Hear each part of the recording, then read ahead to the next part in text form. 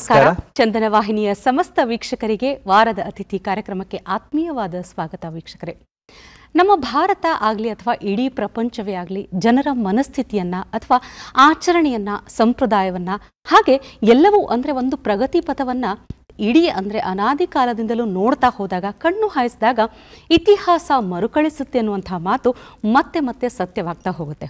ಅಂದರೆ ಸಾವಿರಾರು ವರ್ಷಗಳ ಇತಿಹಾಸ ಇರುವಂಥ ಪುರಾತನ ಪದ್ಧತಿಗಳೇನಿದೆ ಪ್ರಸ್ತುತ ಕಾಲಘಟ್ಟಕ್ಕೆ ವಿನೂತನ ರೂಪ ಪಡೆದು ಮತ್ತೆ ಚಾಲ್ತಿಗೆ ಬರುತ್ತೆ, ಆಚರಣೆಗೆ ಬರುತ್ತೆ. ನೀವು ಶಿಕ್ಷಣ ಪದ್ಧತಿಯನ್ನೇ ತೆಗೆದುಕೊಳ್ಳಿ. ಗುರುಕುಲ ಶಿಕ್ಷಣ ಪದ್ಧತಿ ಅಂದಿನ ಕಾಲದಲ್ಲಿ ಯಾವ ರೀತಿ ಇತ್ತು ಅನ್ನೋಂಥದ್ದು ಇವತ್ತಿಗೂ ಕೂಡ ಗುರುಕುಲ ಶಿಕ್ಷಣ ಪದ್ಧತಿ ಹೊಸ ರೂಪದಲ್ಲಿ, ಹೊಸ ಮಾದರಿಯಲ್ಲಿ ಮತ್ತೆ ಪ್ರಚಲಿತದಲ್ಲಿ ಬರುತ್ತೆ. ಹಾಗೆ ಸಾಕಷ್ಟು ವರ್ಷಗಳ ಇತಿಹಾಸ ಇರುವಂಥ ಆಯುರ್ವೇದ ಪದ್ಧತಿ ಕೂಡ ಪ್ರಸ್ತುತ ಕಾಲಘಟ್ಟಕ್ಕೆ ತಕ್ಕಂತೆ ಅಥವಾ ಕಾಲಕ್ಕೆ ತಕ್ಕಂತೆ ಬದಲಾದ ರೂಪದಲ್ಲಿ ಯಾವಾಗಲೂ ಕೂಡ ಚಾಲ್ತಿಯಲ್ಲಿರುವಂಥದ್ದು. ನಾವು ಎಷ್ಟೇ ಶತಶತಮಾನಗಳಿಂದ ಇದನ್ನು ನಡೆಸ್ಕೊಂಡು ಬಂದಿದ್ರೂ ಕೂಡ ಆಯುರ್ವೇದ ಪದ್ಧತಿಯಲ್ಲಿ ಹಲವು ರೀತಿಯ ಬದಲಾವಣೆ ಅಂತ ನಮಗನಿಸಿದ್ರೂ ಕೂಡ ಅದರ ಮೂಲ ತತ್ವ, ಮೂಲ ಸಾರ ಒಂದೇ ಆಗಿರುತ್ತೆ. ಹಾಗಾಗಿ ಅಂಥ ಆಯುರ್ವೇದ ಪದ್ಧತಿಯನ್ನು ನಾವು ನಮ್ಮ ಬದುಕಿನಲ್ಲಿ ಅಳವಡಿಸ್ಕೊಳ್ಳೋ ಮೂಲಕ ನಮ್ಮ ಆರೋಗ್ಯವನ್ನು ಸಮೃದ್ಧಗೊಳಿಸುವ ನಿಟ್ಟಿನಲ್ಲಿ ಹಲವು ರೀತಿಯ ಮಾರ್ಪಾಡುಗಳನ್ನು ಈ ಕ್ಷೇತ್ರದ ಮೂಲಕ ತಂದಂಥ ಅದೆಷ್ಟೋ ಅದ್ವಿತೀಯ ಸಾಧಕರು ನಮ್ಮೊಟ್ಟಿಗಿದ್ದಾರೆ. ಈ ಹಿನ್ನೆಲೆಯಲ್ಲಿ ಆಯುರ್ವೇದ ನಮಗೆ ನಮ್ಮತನವನ್ನು, ನಮ್ಮ ಸಂಸ್ಕೃತಿಯನ್ನು ಬಿಂಬಿಸುವ ಒಂದು ಮಹತ್ತರ ಶಕ್ತಿಯನ್ನು ಒಳಗೊಂಡಂಥ ಮಾಧ್ಯಮ ಅಂತ ಕೂಡ ಹೇಳಿದರೆ ತಪ್ಪಿಲ್ಲ. ಯಾಕೆಂದರೆ ಆಯುರ್ವೇದ ನಮ್ಮತನವನ್ನು ಉಳಿಸಿಕೊಟ್ಟಿದೆ. ಅದನ್ನು ನಾವು ಪರಿಪಾಲಿಸಿ ಮುಂದುವರಿಸುವಂಥ ಒಂದು ದೃಢವಾದ ಸಂಕಲ್ಪವನ್ನು ತೆಗೆದುಕೊಂಡು ಕೆಲಸ ಮಾಡಬೇಕು ಅನ್ನುವಂಥ ಮನಸ್ಥಿತಿಯಲ್ಲಿ ಕೆಲಸ ಮಾಡೋಕ್ಕೆ ಹೊರಟಿರುವ ಸಾಧಕರು ಇವತ್ತು ನಮ್ಮ ಅತಿಥಿಯಾಗ್ತಾರೆ. ಬಹುಶಃ ವೈದ್ಯರಾಗಿ ಮಾತ್ರ ಕೆಲಸ ಮಾಡಿದ್ದು ಮಾತ್ರವಲ್ಲದೆ ಮತ್ತೊಂದು ಮಜಲಿನಲ್ಲಿ ಮಾಧ್ಯಮದ ಜೊತೆಗೆ ಒಡನಾಟ, ಅದ್ಭುತ ವಾಗ್ಮಿ ಇರ್ಬೋದು, ಬರವಣಿಗೆ ಇರ್ಬೋದು, ಹೀಗೆ ಹಲವು ರೀತಿಯಲ್ಲಿ ತಮ್ಮನ್ನು ತೊಡಗಿಸ್ಕೊಂಡು ವೈದ್ಯಕೀಯ ಕ್ಷೇತ್ರದಲ್ಲಿ ತಮ್ಮದೇ ಛಾಪನ್ನು ಮೂಡಿಸಿದ್ದಾರೆ. ಹಾಗಿದ್ದಲ್ಲಿ ಯಾರು ಆ ಅತಿಥಿ? ನೋಡೋಣ ಅವರದೊಂದು ಸಣ್ಣ ಪರಿಚಯವನ್ನ ಈಗ. ಭಾರತದ ಅತ್ಯಂತ ಪುರಾತನ ವೈದ್ಯಕೀಯ ಪದ್ಧತಿಯಾಗಿದ್ದರೂ ಇಂದಿಗೂ ಅಷ್ಟೇ ಜನಪ್ರಿಯತೆ ಪಡೆದಿರುವ ಚಿಕಿತ್ಸಾ ಪದ್ಧತಿ ಆಯುರ್ವೇದ.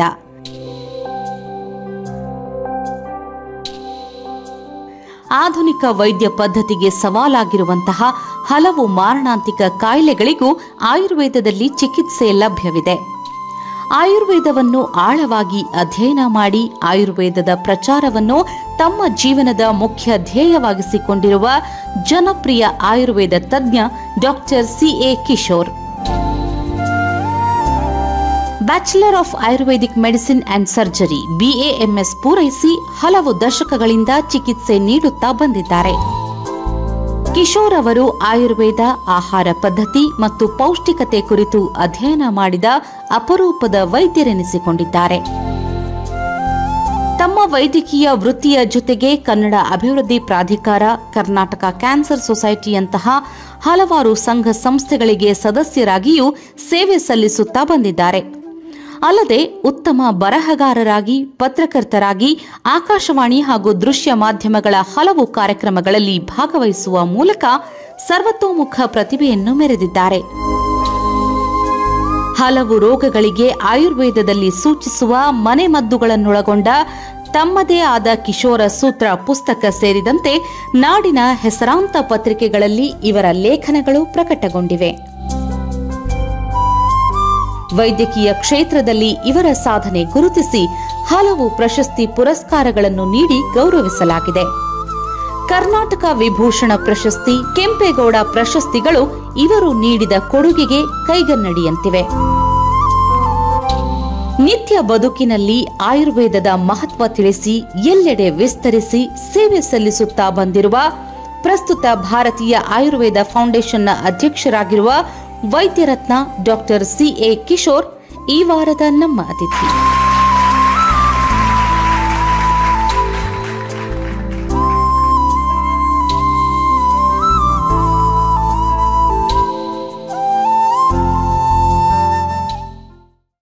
ಹೌದು ವೀಕ್ಷಕರೇ, ಆ ಕ್ಷೇತ್ರದ ಸಾಧಕರು doctor CA. Kishore.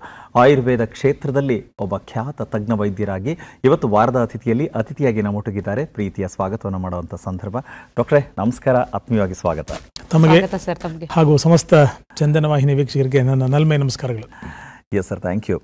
Sir, Ayurveda ಅಂದಾಕ್ಷಣ ನಮಗೆಲ್ಲೋ ಸಣ್ಣ ಪುಟ್ಟ ಸಂದರ್ಭಗಳಲ್ಲಿ ನಮ್ಮ ಮನೆಯಲ್ಲಿ ತಾತನೋ ಅಜ್ಜಿನೋ ದೊಡ್ಡವ್ರು ಹೇಳ್ತಾ ಇದ್ದಿದ್ದು, ಏನೋ ಒಂದು ಸಣ್ಣ ಗಾಯ ಆಯಿತು ಅಂತ ಹೇಳಿದ್ರೆ ಅಲ್ಲಿ ನೋಡಿ ಹಿತ್ತಲಲ್ಲಿ ಯಾವುದೋ ಒಂದು ಗಿಡ ಇದೆ, ಅದು ಹೆಸರು ನಮಗೆ ಇವಾಗ ನೆನಪಲ್ಲೇ ಇರಲ್ಲ, ಅದು ಹೇಳ್ತಾರೆ ಅದು ಹೀಗಿರುತ್ತೆ ತಗೊಂಬ ಅದನ್ನು ಹಾಕು ಅಥವಾ ಇನ್ನೇನೋ ಮಾಡೋ ಕಷಾಯ ಮಾಡಿಕೊಡಿ ಹೀಗೆಲ್ಲ ಹೇಳ್ತಾರಲ್ವ. ಈಗ ಆಯುರ್ವೇದದಲ್ಲೂ ಬೇರೆ ಬೇರೆ ಪ್ರಕಾರಗಳಿದೆಯಾ? ಅಂದರೆ ಈಗ ಸಾಂಪ್ರದಾಯಿಕವಾಗಿ ಬೆಳೆದು ಬಂದಂಥ ಆಯುರ್ವೇದ ಅಂತ ಹೇಳ್ತಾರ, ಈ ಥರ ಏನು ಒಂದು ಸ್ವಲ್ಪ ಕನ್ಫ್ಯೂಷನ್ ಇದೆ ಡಾಕ್ಟ್ರೆ. ಆಯುರ್ವೇದದಲ್ಲಿ ತುಂಬಾ ಪ್ರಕಾರಗಳು ಖಂಡಿತ ಇದೆ. ಹಿತ್ತಿಲು ಗಿಡವೇ ಮದ್ದು ಅಂತಕ್ಕಂಥದ್ದನ್ನ ಸಾಬೀತುಪಡಿಸ್ತಕ್ಕಂಥ ಅತ್ಯುತ್ತಮವಾದಂತಹ ಕಾಲಘಟ್ಟ ಇದು. ಇವತ್ತು ವಿಶ್ವ ಭಾರತದ ಕಡೆಗೆ ಒಂದು ವಿಭಿನ್ನ ದೃಷ್ಟಿಕೋನದಲ್ಲಿ ಅನೇಕ ನಿರೀಕ್ಷೆಗಳಲ್ಲಿ ಭಾರತೀಯ ಪದ್ಧತಿಗಳನ್ನ, ವಿಶೇಷವಾಗಿ ವೈದ್ಯಕೀಯ ಪದ್ಧತಿಗಳನ್ನ ಕೊರೋನೋತ್ತರ ಕಾಲಘಟ್ಟದಲ್ಲಿ ಅಪೇಕ್ಷೆಗಳು, ನಿರೀಕ್ಷೆಗಳು ಒಬ್ಬ ಶ್ರೀಸಾಮಾನ್ಯ ಜಾಗತಿಕ ಮಟ್ಟದಲ್ಲಿ ಇಟ್ಕೊಂಡಿರೋದ್ರಿಂದ ಗುರುತರವಾದಂತಹ ಜವಾಬ್ದಾರಿ ಆಯುರ್ವೇದ ವೈದ್ಯನಿಗೆ, ಗುರುತರವಾದಂತಹ ಪಾತ್ರ ಆಯುರ್ವೇದ ವೈದ್ಯಕೀಯ ಪದ್ಧತಿಗೆ ಒಬ್ಬ ಶ್ರೀಸಾಮಾನ್ಯನ ಮೇಲೆ ಜಾಗತಿಕ ಮಟ್ಟದಲ್ಲಿ ಇದೆ. ತುಂಬಾ ಹೆಮ್ಮೆಯ ಸಂಗತಿ, ನಾವೆಲ್ಲ ಭಾರತೀಯರು ಪಾರಂಪರಾಗತವಾಗಿ ಈ ಆಯುರ್ವೇದವನ್ನ ಅನುಭವಿಸಿ ರೂಢಿಗೊಳಿಸಿ ಯಾವುದೊಂದು ಯೂನಿವರ್ಸಿಟಿಲಿ ಹುಟ್ಟಿದ್ದಲ್ಲ. ಕರತಲಾಮಲಕವಾಗಿ ಅಂದಿನಿಂದ ಇಂದಿನವರೆಗೂ ಅನಾದಿ ಮತ್ತು ಅನಂತ ಅಂತ ನಾವೇನು ಆಯುರ್ವೇದಕ್ಕೆ ಹೇಳ್ತೀವಿ, ಅಂದು ಎಂದೋ ಹಿಂದೆ ಹೇಳಿರ್ತಕ್ಕಂಥ ಒಂದು ತತ್ವ ಸಿದ್ಧಾಂತಗಳು ಇವತ್ತಿಗಷ್ಟೇ ಅಲ್ಲ, ಮುಂದಕ್ಕೂ ಕೂಡ ಅಷ್ಟೇ ಪ್ರಚಲಿತ, ಅಷ್ಟೇ ಸೂಕ್ತ, ಅಷ್ಟೇ ಸಮಂಜಸ. ಅಥವಾ ನಾವು ಆಡು ಭಾಷೆಯಲ್ಲಿ ಹೇಳ್ಬೇಕಾದ್ರೆ ತಾಕತ್ತು ದಮ್ ಇರ್ತಕ್ಕಂಥ ಒಂದು ಔಷಧಿಯ ಪದ್ಧತಿ ಅಂದ್ರೆ ಅದು ಆಯುರ್ವೇದ ಅಂತ ಒಬ್ಬ ಶ್ರೀಸಾಮಾನ್ಯ ಹೇಳ್ತಿದ್ದಾನೆ. ಇವತ್ತು ನೋಡಿ, ಒಂದು 10-15 ವರ್ಷಗಳ ಕೆಳಗೆ ಯಾರಾದ್ರೂ ಒಂದು ವೈದ್ಯಕೀಯ ಪದ್ಧತಿಗೆ ಬರಬೇಕು ಅಂದ್ರೆ ಇಂಗ್ಲಿಷ್ ಹೇಳ್ತೀವಿ, he came to medicine by chance not by choice ಅಂತ. ಸೊ ಇವತ್ತಿಗೆ ಅದನ್ನ ಸ್ವಲ್ಪ ಕಾಲಾನಂತರದಲ್ಲಿ ನಾವು ನೋಡಿದಾಗ ಆಯುರ್ವೇದಕ್ಕೆ ಬೈ ಚಾಯ್ಸ್ ಬರ್ತಕ್ಕಂತಹ ಸೆಗ್ಮೆಂಟು ಗಣನೀಯವಾಗಿ ಜಾಸ್ತಿ ಆಗ್ತಕ್ಕಂಥದ್ದು ತುಂಬಾ ಆತ್ಮಾನುಭೂತಿಗೆ, ಸಮಾಧಾನ, ಸಂತೃಪ್ತಿ ತರ್ತಕ್ಕಂಥ ವಿಚಾರ.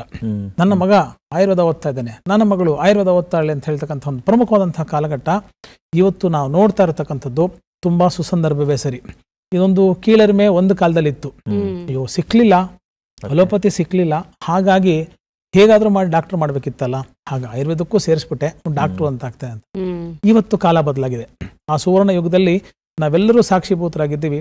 ತುಂಬಾ ಹೆಮ್ಮೆಯಿಂದ ಐಚ್ಛಿಕವಾಗಿ ಆಯುರ್ವೇದ ವಿಷಯವನ್ನ ತಗೊಂಡು ಅದಕ್ಕೆ ಅಧ್ಯಯನ ಮಾಡಿ, ಅದರಲ್ಲಿ ಉನ್ನತ ವಿದ್ಯಾಭ್ಯಾಸವನ್ನ ಮಾಡಿ, ವ್ಯಾಸಂಗವನ್ನು ಮಾಡಿ, ಪರಿಣಿತಿಯನ್ನ ಪಡೆದುಕೊಂಡು ಆಯುರ್ವೇದದಲ್ಲೇ ಸ್ಥಾನಮಾನ, ಆಸ್ತಿ, ಅಂತಸ್ತು, ಹೆಸರು, ಕೀರ್ತಿ, ಸಮಾಜದ ಎಲ್ಲ ಮಜುಗಳಲ್ಲೂ ಒಬ್ಬ ಆಯುರ್ವೇದ ವೈದ್ಯ ತನ್ನ ಸೇವೆಯನ್ನ ಸಾಧಿಸಬಲ್ಲ, ಕೊಡಬಲ್ಲ, ಸಮಾಜದಲ್ಲಿ ತಾನು ಗುರುತಿಸಿಕೊಳ್ಳಬಲ್ಲ ಅಂತಕ್ಕಂಥ ಒಂದು ಯಶಸ್ಸು ಬರಬೇಕಾದ್ರೆ ಆಯುರ್ವೇದದಲ್ಲಿರ್ತಕ್ಕಂತಹ ಶಕ್ತಿ ಅದು. ಅದನ್ನು ಅವಲಂಬಿಸಿದರೆ, ಅದರ ಮೇಲೆ ನಾವು ಭಾರ ಬಿಟ್ಟು ಎದ್ದು ನಿಂತ ಖಂಡಿತ ಆ ಭಾರವನ್ನ ಆಯುರ್ವೇದ ಹೊರಲಿಕ್ಕೆ ಸಾಧ್ಯ. ಮನೆಯಲ್ಲಿ ಅಲೋಪತಿ, ನ್ಯಾಚುರೋಪತಿ, ಹೋಮಿಯೋಪತಿ ಯಾವುದೇ ಇದ್ರೂ ಕೂಡ ಒಂದು ಮನೆಯ ಒಳಗಡೆ ಸತಿಪತಿ ಹೇಗಿರ್ತಾರೋ ಹಾಗೆ ವೈದ್ಯಕೀಯ ವೃತ್ತಿಯಲ್ಲಿ ವೈದ್ಯನಿಗೆ ಪೇಷಂಟಿನ ಮೇಲೆ ಇರಬೇಕಾಗಿರತಕ್ಕಂಥದ್ದು ಎಂಪತಿ ಮತ್ತೆ ಸಿಂಪತಿ. ಇಷ್ಟಿದ್ರೆ ಎಲ್ಲ ವೈದ್ಯಕೀಯ ಪದ್ಧತಿಗಳು ಜನಕ್ಕೆ ಬೇಕು. ಅದರಲ್ಲಿ ಆಯುರ್ವೇದ ಪ್ರಿವೆಂಟಿವ್ ಮೆಡಿಸಿನ್ ಅಂದ್ರೆ ಸ್ವಸ್ಥಸ್ಯ ಸ್ವಾಸ್ಥ್ಯ ರಕ್ಷಣಂ, ಆತುರಸ್ಯ ವಿಕಾರ ಪ್ರಶಮನಂ ಅಂತ ಹೇಳ್ತೀವಿ. ತೊಂದರೆ ಬರದಿದ್ದವನಿಗೆ ಬರದೇನೇ ಇರತಕ್ಕಂಥ ರೀತಿಯಲ್ಲಿ ಕಾಪಾಡ್ಕೊಳ್ಳಿಕ್ಕೆ ಆಯುರ್ವೇದ, ದುರಾದೃಷ್ಟವಶಾತ್ ಸಮಸ್ಯೆ ಬಂದಲ್ಲಿ ಅದನ್ನು ನಿವಾರಣೆ ಮಾಡಲಿಕ್ಕೆ ಸಂಪೂರ್ಣ ಆಯುರ್ವೇದ ಇವತ್ತು ಇದೆ ಅಂತ ನಾನು ಹೇಳಲಿಕ್ಕೆ ಇಷ್ಟಪಡ್ತೇನೆ. ಮೊದಲ ಹೆಜ್ಜೆ ತಾವು ಇಟ್ಟಾಗ ಅಂದ್ರೆ ಆಯುರ್ವೇದ ಒಂದು ಚಿಕಿತ್ಸಾ ಪದ್ಧತಿ ಆಗಿರ್ಬೋದು, ಇವತ್ತಿನ ಒಂದು ಸ್ಥಿತಿಗತಿಗಳನ್ನು ನೋಡಿದಾಗ ನಿಜಕ್ಕೂ ಆಯುರ್ವೇದ ಬದಲಾಗಿದೆಯಾ ಅಥವಾ ಚಿಕಿತ್ಸೆಯ ಫಲಿತಾಂಶಗಳಿಂದ ಜನರ ಮನಸ್ಥಿತಿ ಬದಲಾಗಿದೆ ಅಂತ ಹೇಳ್ತೀರಾ? ತುಂಬಾ ಒಳ್ಳೆ ಪ್ರಶ್ನೆ. ಆಯುರ್ವೇದ ಬದಲಾಗಿಲ್ಲ, ಆಯುರ್ವೇದ ಹಾಗೆ ಇದೆ, ಹಾಗೆ ಇರುತ್ತೆ, ಹಾಗೆ ಇರಬೇಕು ಕೂಡ ಅಂತ ನಾನು ಪ್ರತಿಪಾದಿಸ್ತೇನೆ. ಜನ ಆಯುರ್ವೇದವನ್ನು ಸ್ವೀಕರಿಸ್ತಕ್ಕಂತಹ ದೃಷ್ಟಿಕೋನ ಬದಲಾಗಿದೆ. ಹಾಗಾಗಿ ಆಯುರ್ವೇದದ ಬಗ್ಗೆ ಒಲವು ಇರತಕ್ಕಂತಹ ವ್ಯಕ್ತಿಗಳು ಆಯುರ್ವೇದಕ್ಕೆ ತಮ್ಮ ಮಕ್ಕಳನ್ನ ಸೇರಿಸ್ತಕ್ಕಂತಹ ಒಂದು ಇಂಗಿತವನ್ನ ಜಾಸ್ತಿ ವ್ಯಕ್ತಪಡಿಸ್ತಿದ್ದಾರೆ. ಹೀಗಾಗಿ ಆಯುರ್ವೇದವನ್ನ ಸೇರಿರ್ತಕ್ಕಂತಹ ಮಕ್ಕಳು, ವಿದ್ಯಾರ್ಥಿಗಳು ಆಯುರ್ವೇದವನ್ನ ತುಂಬಾ ಇಚ್ಛೆಯಿಂದ, ತುಂಬಾ ಸಮಾಧಾನದಿಂದ, ತುಂಬಾ ಸಂತೃಪ್ತಿಯಿಂದ, ತುಂಬಾ ಜವಾಬ್ದಾರಿಯಿಂದ ಪ್ರಾಕ್ಟೀಸ್ ಮಾಡ್ತಕ್ಕಂಥ ಕಾಲಘಟ್ಟ ಇವತ್ತು ಒದಗಿ ಬಂದಿದೆ. ಹಾಗಾಗಿ ಆಯುರ್ವೇದಕ್ಕೆ ಎಲ್ಲಿಲ್ಲದ ಮನ್ನಣೆ ಬಂದಿದೆ. ಜಾಗತಿಕ ಮಟ್ಟದಲ್ಲಿ ನಿರೀಕ್ಷೆಗಳು, ಅಪೇಕ್ಷೆಗಳು ಒಬ್ಬ ಆಯುರ್ವೇದ ವೈದ್ಯನಿಂದ ತುಂಬಾ ಜಾಸ್ತಿ ಆಗಿದೆ. ಹಾಗಾಗಿ ತಾನೆಷ್ಟು ಕಲ್ತಿದ್ದಾನೆ ಮತ್ತಷ್ಟು ಮಗದಷ್ಟು ಪ್ರತಿನಿತ್ಯ ಅಧ್ಯಯನಶೀಲನಾಗಿ ಮತ್ತಷ್ಟು ವಿಷಯಗಳನ್ನು ಸಂಗ್ರಹಿಸಿ ಆ ಪೇಷಂಟಿಗೆ ಉಣಬಡಿಸ್ತಕ್ಕಂತಹ ಜವಾಬ್ದಾರಿ ಇವತ್ತು ಒಂದು ಆಯುರ್ವೇದ ವೈದ್ಯನಿಗಾಗಿದೆ. ಭಾರತೀಯ ಚಿಕಿತ್ಸಾ ಪದ್ಧತಿ ಆಗಿರೋದ್ರಿಂದ ಪ್ರತಿಯೊಬ್ಬ ಭಾರತೀಯನೂ ಇದಕ್ಕೆ ಒಲವು ತೋರಿಸಬೇಕಾಗಿತ್ತು, ಇವತ್ತು ತೋರಿಸ್ತಾ ಇದ್ದಾನೆ. ಹಾಗಾಗಿ ಜಗತ್ತು ಆಯುರ್ವೇದ ಬಗ್ಗೆ ನಿರೀಕ್ಷೆಗಳು, ಅಪೇಕ್ಷೆಗಳು ಇವತ್ತಿನ ಕಾಲಮಾನದಲ್ಲಿ ಹೆಚ್ಚಾಗಿ ಇಟ್ಕೊಂಡಿರಿಂದ India is going to be the head of medical tourism in the days to come ಅಂತ ಅನೇಕರು ನಾವು ಚರ್ಚೆಯನ್ನ ಮಾಡ್ತಿರ್ತೀವಿ. ವೈದ್ಯಕೀಯ ಸವಲತ್ತುಗಳಿಗೆ ಸಂಬಂಧಪಟ್ಟ ಹಾಗೆ ಭಾರತ ತನ್ನ ಸೇವೆಗಳನ್ನು ಉತ್ಕೃಷ್ಟ ಮಟ್ಟದಲ್ಲಿ ಕೊಡ್ತಾ ಇದೆ ಅಂತ ನಾವೆಲ್ಲರಿಗೂ ಗೊತ್ತು. ಅದರಲ್ಲಿ ಆಯುರ್ವೇದವನ್ನು ಹೆಲ್ತ್ ಟೂರಿಸಂ ದೃಷ್ಟಿಕೋನದಲ್ಲಿ ಅತ್ಯುತ್ತಮವಾದಂತಹ ಸೇವೆ ಆಯುರ್ವೇದ ಕೊಡಲಿಕ್ಕೆ ಇವತ್ತು ಸಿದ್ಧ ಇದೆ. ಆಯುರ್ವೇದ ಮುಖೇನ ತೊಂದರೆ ಬರ್ದಿದ್ದ ಹಾಗೆ ಬಂದ ತೊಂದರೆಯನ್ನು ತ್ವರಿತವಾಗಿ ನಿವಾರಿಸ್ತಕ್ಕಂಥ ದೃಷ್ಟಿಕೋನದಲ್ಲಿ, ಮತ್ತು ಎಲ್ಲದಕ್ಕಿಂತ ಮುಖ್ಯವಾಗಿ ಅನೇಕರು ಹೇಳ್ತಾರೆ ಇದು ಆಲ್ಟರ್ನೇಟಿವ್ ಸಿಸ್ಟಮ್ ಅಂತ. ಎಲ್ಲ ವೀಕ್ಷಕರಿಗೂ ಚಂದನ ವಾಹಿನಿ ಮುಖಾಂತರ ನಾನು ಹೇಳಕ್ಕೆ ಇಷ್ಟಪಡೋದು, it is a native system, not an alternative system. So ಆಮೂಲಾಗ್ರವಾಗಿ ಈ ಚಿಂತನೆಯಲ್ಲಿ ನಾವು ಮುಳುಗಿ ಎದ್ರೆ ಆಯುರ್ವೇದ ನಮ್ಮದು, ನನ್ನದು ಅರ್ಥಾತ್ ನಮ್ಮದು ಅರ್ಥಾತ್ ನಮ್ಮೆಲ್ಲರದು ಅಂತಕ್ಕಂಥ ಯೋಚನೆ ಮಾಡಿದಾಗ ನಮ್ಮ ಸ್ವಾಸ್ಥ್ಯವೂ ಸುಧಾರಿಸುತ್ತೆ, ಸಾಮಾಜಿಕ ಸ್ವಾಸ್ಥ್ಯವೂ ಸುಧಾರಿಸುತ್ತೆ, ಆರ್ಥಿಕತೆಯೂ ಸುಧಾರಿಸುತ್ತೆ, ಮನೆಯ ಸ್ಥಿತಿ ಮನಸ್ಥಿತಿ ಎಲ್ಲವೂ ಪರಿವರ್ತಿತವಾಗುತ್ತೆ ಅಂತಕ್ಕಂಥ. ವೆರಿ ಟ್ರೂ ಡಾಕ್ಟ್ರೆ. ಈಗ ಆಯುರ್ವೇದ ಪದ್ಧತಿಯನ್ನು ಗಮನಿಸಿದಾಗ ನಾವು ಅದನ್ನು ತೊಗೊಂಡಾಗ ಯಾವ ಅಡ್ವರ್ಸ್ ಇಲ್ಲ ಅನ್ನೋದನ್ನು ಮಾತ್ರ ಎಲ್ಲರೂ ತುಂಬ ಘಂಟಾಘೋಷವಾಗಿ ಮಾತಾಡ್ತಾರೆ. ಅದು ವೈದ್ಯರು ಮಾತ್ರ ಅಲ್ಲದೆ ಬೇರೆಯವರು ಕೂಡ ಅದನ್ನು ಮಾತಾಡ್ತಾರೆ. ಸೊ ಈ ಹಿನ್ನೆಲೆಯಲ್ಲಿ ಈ ಆಯುರ್ವೇದ ಪದ್ಧತಿಯಲ್ಲಿರೋ ಒಂದಷ್ಟು ವಿಚಾರಗಳನ್ನು ನಾವು ಶೈಕ್ಷಣಿಕವಾಗಿಯೇ ಆರಂಭಿಕವಾಗಿಯೇ ಜೊತೆಗೆ ಸೇರಿಸ್ಬೋದಲ್ವ ಡಾಕ್ಟ್ರೆ? ಖಂಡಿತ ಸೇರಿಸ್ಬೋದು. ಈಗ ನೀವು ಅಧ್ಯಯನ ವಿಷಯದಲ್ಲಿ ಆಯುರ್ವೇದವನ್ನು ಐಚ್ಛಿಕವಾಗಿ ತಗೊಳ್ತಕ್ಕಂಥದ್ದು ಮುಂಚೆ ನೀವು ವೈದ್ಯಕೀಯ ಪದ್ಧತಿಗಳ ಪರಿಚಯ ದೃಷ್ಟಿಕೋನದಲ್ಲಿ ಆಯುರ್ವೇದವನ್ನು ಅಳವಡಿಸ್ತಾ ಬಂದಲ್ಲಿ ಮೇ ಬಿ 7ನೇ ಕ್ಲಾಸಿಂದ 12th ಸ್ಟ್ಯಾಂಡರ್ಡ್ ಅಥವಾ 2nd PUC ಒಳಗಡೆ ಆಯುರ್ವೇದದ ಸಾಧಕ ಬಾಧಕಗಳೇನು, ಏನೇನು ತೊಂದರೆ ಆಗ್ಬೋದು. ಫಾರ್ ಎಕ್ಸಾಂಪಲ್ ಒಂದು ಅಪೆಂಡಿಸೈಟಿಸ್ ಅಥವಾ ಅಕ್ಯೂಟ್ ಒಂದು ಸಮಸ್ಯೆಗಳಿಗೆ ಆಯುರ್ವೇದ ನಿಮಗೆ ಸ್ಪಂದಿಸಲಿಕ್ಕೆ ಆಗಲ್ಲ ಅನ್ನೋದು ನ್ಯೂನ್ಯತೆ ಆದರೆ 99% ಹೇಗೆ ಆಯುರ್ವೇದ ಒಬ್ಬ ಶ್ರೀಸಾಮಾನ್ಯನ ಆರೋಗ್ಯದ ಸಮೃದ್ಧಿಯ ದೃಷ್ಟಿಕೋನದಲ್ಲಿ ಅನುಕೂಲಕಾರಕ ಅಂತ ಪರ್ಸ್ಪೆಕ್ಟಿವ್ ಅಲ್ಲಿ ನೋಡಿದಾಗ ಡೆಫಿನೆಟ್ಲಿ ಚಾಯ್ಸ್ ಅದಿದ್ದೇ ಮಾಡ್ಬೋದು, ಡೆಫಿನೆಟ್ಲಿ ಇರುತ್ತೆ. ಆಮೇಲೆ ಚಿಕಿತ್ಸೆ ಅಂದ್ರೆ ever constant never changing, never constant ever changing. ಈ ಡಿಫ್ರೆನ್ಸ್ ನಾವು ಅರ್ಥ ಮಾಡ್ಕೊಳ್ತಕ್ಕಂಥ ಪ್ರಮುಖ ಕಾಲಘಟ್ಟ ಅಂತ ಕರಿತೀವಿ. Never constant ever changing, ever constant never changing ಇರ್ತಕ್ಕಂಥ ಒಂದು ಡಿಮಾರ್ಕೇಟಿವ್ ಕೇಕ್ ಕಟಿಂಗ್ ಎಡ್ಜ್ ನ ಡಿಫರೆನ್ಸ್ ನಾವು ಅರ್ಥ ಮಾಡ್ಕೊಂಡಾಗ ಆಯುರ್ವೇದ ಆಹಾರ, ವಿಹಾರ, ವಿಚಾರ, ತದನಂತರ ಅವಶ್ಯಕತೆ ಬಿದ್ದಲ್ಲಿ ಔಷಧ, 4 ಕರೆಕ್ಟಾಗಿ ಬ್ಯಾಲೆನ್ಸ್ ಮಾಡಿಬಿಟ್ರೆ ಒಂದು ಕಾರ್ 4 ಚಕ್ರ ಇದ್ದ ಹಾಗೆ ಗಾಲಿ ಕರೆಕ್ಟಾಗಿ ಈಕ್ವಿ ಡಿಸ್ಟೆನ್ಸು, ಈಕ್ವಿ ಪ್ರೆಷರು, ಈಕ್ವಿ ಫೋರ್ಸ್ ಅಲ್ಲಿ ಹೋಗ್ತದೆ ಅಂದ್ರೆ ಡೆಸ್ಟಿನೇಷನ್ 100ಕ್ಕೆ 100 ಮುಟ್ತೀವಿ. ಅದ್ರ ಬಗ್ಗೆ ಯಾವುದೇ ಆತಂಕ ಜಿಜ್ಞಾಸೆಗಳು ಬೇಡ ಅಂತಕ್ಕಂಥದ್ದು. ಹಾಗಾಗಿ ಇವತ್ತು ಶ್ರೀಸಾಮಾನ್ಯ ತುಂಬಾ ಧೈರ್ಯವಾಗಿ ಆಯುರ್ವೇದದ ಮೇಲೆ ಅವಲಂಬಿತವಾಗಿದ್ದಾನೆ. ಆಯುರ್ವೇದ ವೈದ್ಯನು ಕೂಡ ಮತ್ತಷ್ಟು ಮಗದಷ್ಟು ತನ್ನ ಜವಾಬ್ದಾರಿಯನ್ನ ಬೇಕು ಅಂತಾನೆ ಜಾಸ್ತಿ ಮಾಡ್ಕೊಳ್ತಿದ್ದಾನೆ. ಹಾಗಾಗಿ ಈ ಇಂಟ್ರಾಕ್ಷನ್ ಆರೋಗ್ಯ ಸಾಧಕ, ನಾನು ರೋಗಿ ಅಂತಕ್ಕಂತಹ ಪದ ಬಳಸೋದಿಲ್ಲ, ಆರೋಗ್ಯ ಸಾಧಕನ ನಡುವೆ ಮತ್ತೆ ವೈದ್ಯಕೀಯ ಸಿಬ್ಬಂದಿ ಮತ್ತೆ ವೈದ್ಯನ ನಡುವೆ ಇರತಕ್ಕಂತಹ ಬಾಂಧವ್ಯದ ಬೆಸುಗೆ ಮತ್ತಷ್ಟು ಮಗದಷ್ಟು ಗಟ್ಟಿ ಆಗ್ತಾ ಇರೋದ್ರಿಂದ ಉತ್ತಮವಾದಂತಹ ಸಮಾಜ ನಿಸ್ಪೃಹವಾಗಿ ಸೃಷ್ಟಿಯಾಗ್ತಕ್ಕಂಥದ್ರ ಬಗ್ಗೆ ಯಾವುದೇ ಅನುಮಾನ ಬೇಡ ಅಂತ. ಓಕೆ, ಅಂದರೆ ನಾನು ಯಾವ ದೃಷ್ಟಿಯಲ್ಲಿ ಕೇಳಿದೆ ಅಂದರೆ ಡಾಕ್ಟ್ರೆ, ಈಗ ಮಕ್ಕಳಿಗೆ ಈಗ ಮನೆಯಲ್ಲಿ ಸಾಮಾನ್ಯವಾಗಿ ಕೇಳಬೇಕಾದ್ರೆ ಏನೋ ಕೆಮ್ಮು ನೆಗಡಿ ಬಂತು ಅಂತ ಹೇಳಿದ್ರೆ ಹೋಗಲ್ಲಿ ಒಂದು ತುಳಸಿ ತಿನ್ನೋ ಅಥವಾ ದೊಡ್ಡಪತ್ರೆ ತಿನ್ನೋ ಅಥವಾ ಶುಂಠಿ ಕಾಫಿ ಕುಡಿ ಈ ಥರ ಹೇಳ್ತಾರಲ್ವ. ಈಗ ಬೇರೆ ಪದ್ಧತಿಯ ಮೆಡಿಸಿನ್ಗಳನ್ನಾದರೆ ವಿತೌಟ್ ಪ್ರಿಸ್ಕ್ರಿಪ್ಷನ್ ತೊಗೊಳ್ಬಾರ್ದು, ಆಮೇಲೆ ಸೆಲ್ಫ್ ಮೆಡಿಕೇಶನ್ ಮಾಡ್ಕೊಳ್ಬಾರ್ದು ಅಂತ. ಆದರೆ ಆಯುರ್ವೇದದಲ್ಲಿ ತುಂಬ ವಿಚಾರಗಳನ್ನು ಹೋಗೋ ತಗೋ ಮಾಡೋ ಅಂತ ಹೇಳೋದು ತುಂಬ ಸುಲಭ ಇದೆಯಲ್ಲ. ನಾನು ಈ ನಿಟ್ಟಿನಲ್ಲಿ ಕೇಳ್ತಾ ಇದ್ದೀನಿ, ಅಂದರೆ ಸಿಲೆಬಸ್ನಲ್ಲಿ ಮಿನಿಮಲ್ ಆಗಿರುವಂಥ ಇಂಥ ವಿಚಾರಗಳನ್ನು, ಯಾವುದೋ ಕೆಮ್ಮು ಬಂತು ಅಂದರೆ ಇಂಥದನ್ನು ತೊಗೋಬೋದು, ನೆಗಡಿ ಬಂತು ಅಂದರೆ ಇದನ್ನು ತಿನ್ಬೋದು, ನಾನು ಈ ರೀತಿ ಕೇಳ್ತಾ ಇದ್ದೀನಿ ಡಾಕ್ಟರ್, ಇದು ಮಾಡ್ಬೋದಲ್ವಾ? ಮಾಡ್ಬೋದು. 2 ವಿಚಾರ ಪ್ರಮುಖವಾಗಿ ಅರ್ಥ ಮಾಡ್ಕೊಳ್ಬೇಕು. ನಾವು ಹೇಳ್ತಕ್ಕಂಥ ಅಂಶ ಮನೆ ಮದ್ದಿಗೆ ಸಂಬಂಧಪಟ್ಟ ಹಾಗೆ, ಅದಕ್ಕೆ ಫಂಕ್ಷನಲ್ ಫುಡ್ಸ್ ಅಂತ ನಾವು ಆಂಗ್ಲ ಭಾಷೆಯಲ್ಲಿ ತರ್ಜಮೆ ಮಾಡಬಹುದು. ಈ functional foods by and large ಅನುಭೂತ ಯೋಗಗಳು ಅಂತ. ಅಂದ್ರೆ ಫಾರ್ ಎಕ್ಸಾಂಪಲ್, ಈಗ ತುಂಬಾ ದಿವಸದಿಂದ ಗಂಟ್ಲು ಕಿರಿಕಿರಿ ಇದೆ, ಕೆಮ್ಮು ಬರ್ತಾ ಇದೆ, ಧ್ವನಿ ಪಟ್ಟಿಗೆ ಸರಿಯಾಗಿ ನಮಗೆ ಸ್ಪಂದಿಸ್ತಾ ಇಲ್ಲ, ಹಾಡ್ಲಿಕ್ಕೆ, ಮಾತಾಡ್ಲಿಕ್ಕೆ, ಭಾಷಣ ಮಾಡ್ಲಿಕ್ಕೆ ತೊಂದರೆ ಆಗ್ತಿದೆ ಅಂದ್ರೆ ಒಂದು ಉದಾಹರಣೆ ಕೊಡ್ತೇನೆ. ಏಲಕ್ಕಿ, ಲವಂಗ, ಮೆಣಸು, ಅರಿಶಿನ ನೀರು ಹಾಲಿಗೆ ಪೀರಿಯಡಿಕ್ ಆಗಿ ಚೆನ್ನಾಗಿ ಹಾಕಿ ಕುದಿಸಿ ಕುಡೀರಿ. ತುಂಬಾ ದೀರ್ಘಕಾಲವಂತಹ ಕೆಮ್ಮಿದೆ ಅಂದ್ರೆ ಸುಮಾರು 1/2 ಚಮಚದಷ್ಟು ತುಳಸಿ ರಸವನ್ನ, 1/4 ಚಮಚ ಜೇನುತುಪ್ಪ ಜೊತೆಗೆ 1-2 ಚಿಟಿಕೆ ಕರಿಕಾಳು ಮೆಣಸನ್ನ ಹಾಕಿ ತಗೊಳ್ಳಿ ಅಂತ ಹೇಳ್ತೀವಿ. Self medication is bad, self irritation is bad ಅಂತಲೂ ಹಿರಿಯರು ನಮಗೆ ದಾರಿದೀಪವನ್ನು ಹಾಕಿಕೊಟ್ಟಿದ್ದಾರೆ. ಹಾಗಾಗಿ ಔಷಧಿ ಲಭ್ಯ ಇದೆ, ಆಯುರ್ವೇದ ಓವರ್ ಸೇಫು, ಏನು ಅಡ್ಡ ಪರಿಣಾಮ ಇಲ್ಲ. ಹಾಗಾಗಿ ಯಾರು ಏನನ್ನ ಎಷ್ಟು ಬೇಕಾದ್ರೂ ಅಲ್ಲಿ ಯಾವ ಪ್ರಕಾರದಲ್ಲಿ ಬೇಕಾದ್ರೂ ತಗೊಳ್ಬಹುದು ಅಂತಕ್ಕಂತಹ ಪರಿಕಲ್ಪನೆ ಇದ್ರೆ ಅದು ತಪ್ಪು. ಈ ಹಿಂದೆ ನೀವು ಹೇಳಿದ್ದು ಅಜ್ಜಿ ಹೇಳ್ತಾ ಇದ್ಲು ಅಂತ, it was simple, it was sensible, it was scientific and it was translated in a proper way. ಒಬ್ಬ ಮನುಷ್ಯನಿಗೆ ತುರ್ಕೆ ಬಂದಾಗ ತುರ್ಕೆಗೆ ಸಂಬಂಧಪಟ್ಟಂತಹ ಗಿಡಮೂಲಿಕೆಗಳನ್ನ ಹಿತ್ತಲಲ್ಲಿ ಹೋಗಿ ಕಿತ್ಕೊಂಡು ಬಾ, ಆವತ್ತಿಗೆ ಮಾಡಿ ಅದನ್ನ ಪ್ರಯೋಜನವನ್ನ ಪಡ್ಕೋ, ಅದ್ರ ಪ್ರಯೋಗ ಮಾಡು, ಪ್ರಯೋಜನವನ್ನು ಪಡ್ಕೊಳ್ತಕ್ಕಂಥ ಪ್ರಾಕ್ಟಿಕಲ್ ನಾಲೆಡ್ಜ್ ಅನ್ನ ಅಜ್ಜಿ ಮೊಮ್ಮಗೆ ರವಾನೆ ಮಾಡ್ತಕ್ಕಂಥದ್ದಿತ್ತು. ಇವತ್ತು ಆ ಕೊಂಡಿ ಕಳೆದು ಹೋಗಿರೋದ್ರಿಂದ ಕೌಟುಂಬ ವ್ಯವಸ್ಥೆಗಳು ನಗರೀಕರಣದಿಂದ ಸ್ವಲ್ಪ ವಿಭಿನ್ನ ರೀತಿಯಲ್ಲಿ ನಾವು ಇವತ್ತು ನೋಡ್ತಾ ಇರೋದ್ರಿಂದ ತಾವು ಹೇಳ್ದಂಗೆ ಆ ಬೋಧನೆ, ಸರಿಯಾದಂತಹ ಕ್ರಮದಲ್ಲಿ ಆಗಬೇಕು, ಆವಾಗ ಕಾಯಿಲೆಗಳು ಬರಲ್ಲ. What is the definition of sickness ಅಂದರೆ ತುಂಬ ಸರಳವಾಗಿ ನಾವು ಅರ್ಥ ಮಾಡ್ಕೊಳ್ಬೇಕಾಗಿರೋದು, ವೀಕ್ಷಕರಿಗೆ ತಿಳಿಸ್ಬೇಕಾಗಿರೋದು ಏನಂದರೆ, ಸಿಕ್ಕಿದ್ದನ್ನ ಸಿಕ್ಕದಲ್ಲಿ ಸಿಕ್ಕಾಪಟ್ಟೆ ಸಿಕ್ಕದಷ್ಟು ತಿಂತಾರದೆ ಸಿಕ್ನೆಸ್ಗೆ ಕಾರಣ ಅಂತ.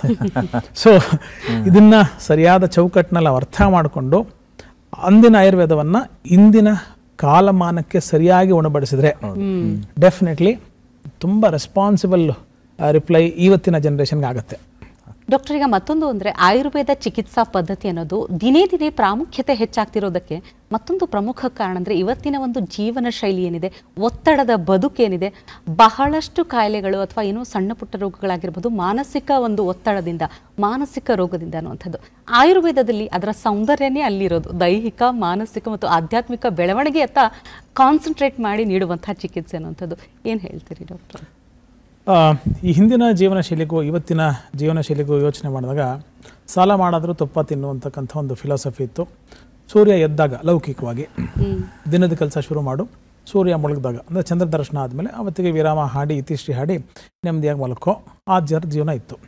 ಇವತ್ತಿನ ಜೀವನವನ್ನು ನೀವು ಒಂಚೂರು ನೋಡಿದಾಗ, ಎಸ್ಪೆಷಲಿ ಮೆಟ್ರೋಪಾಲಿಟನ್ ಸಿಟೀಸಲ್ಲಿ ಇರತಕ್ಕಂತಹ ಜೀವನ ನೋಡಿದಾಗ, ನಾಳೆಗಾಗಿ ಇವತ್ತು ಕೆಲಸ ಮಾಡ್ತೀವಿ, ಯಾರೋ ದೇಶದಲ್ಲಿ ಯಾರಿಗೋಸ್ಕರನೋ ನಾವು ಇಡೀ ರಾತ್ರಿಯಲ್ಲಿ ಎದ್ದು ಕೆಲಸ ಮಾಡ್ತಕ್ಕಂಥದ್ದು. ಡಾಕ್ಟ್ರುಗಳಾಗಿರ್ಬೋದು, ಪೊಲೀಸ್ ಸ್ನೇಹಿತರಾಗಿರ್ಬೋದು, ಮಾಧ್ಯಮದವ್ರು ತಾವಾಗಿರ್ಬೋದು, ಸಾಫ್ಟ್ವೇರ್ ಅವರಾಗಿರ್ಬೋದು.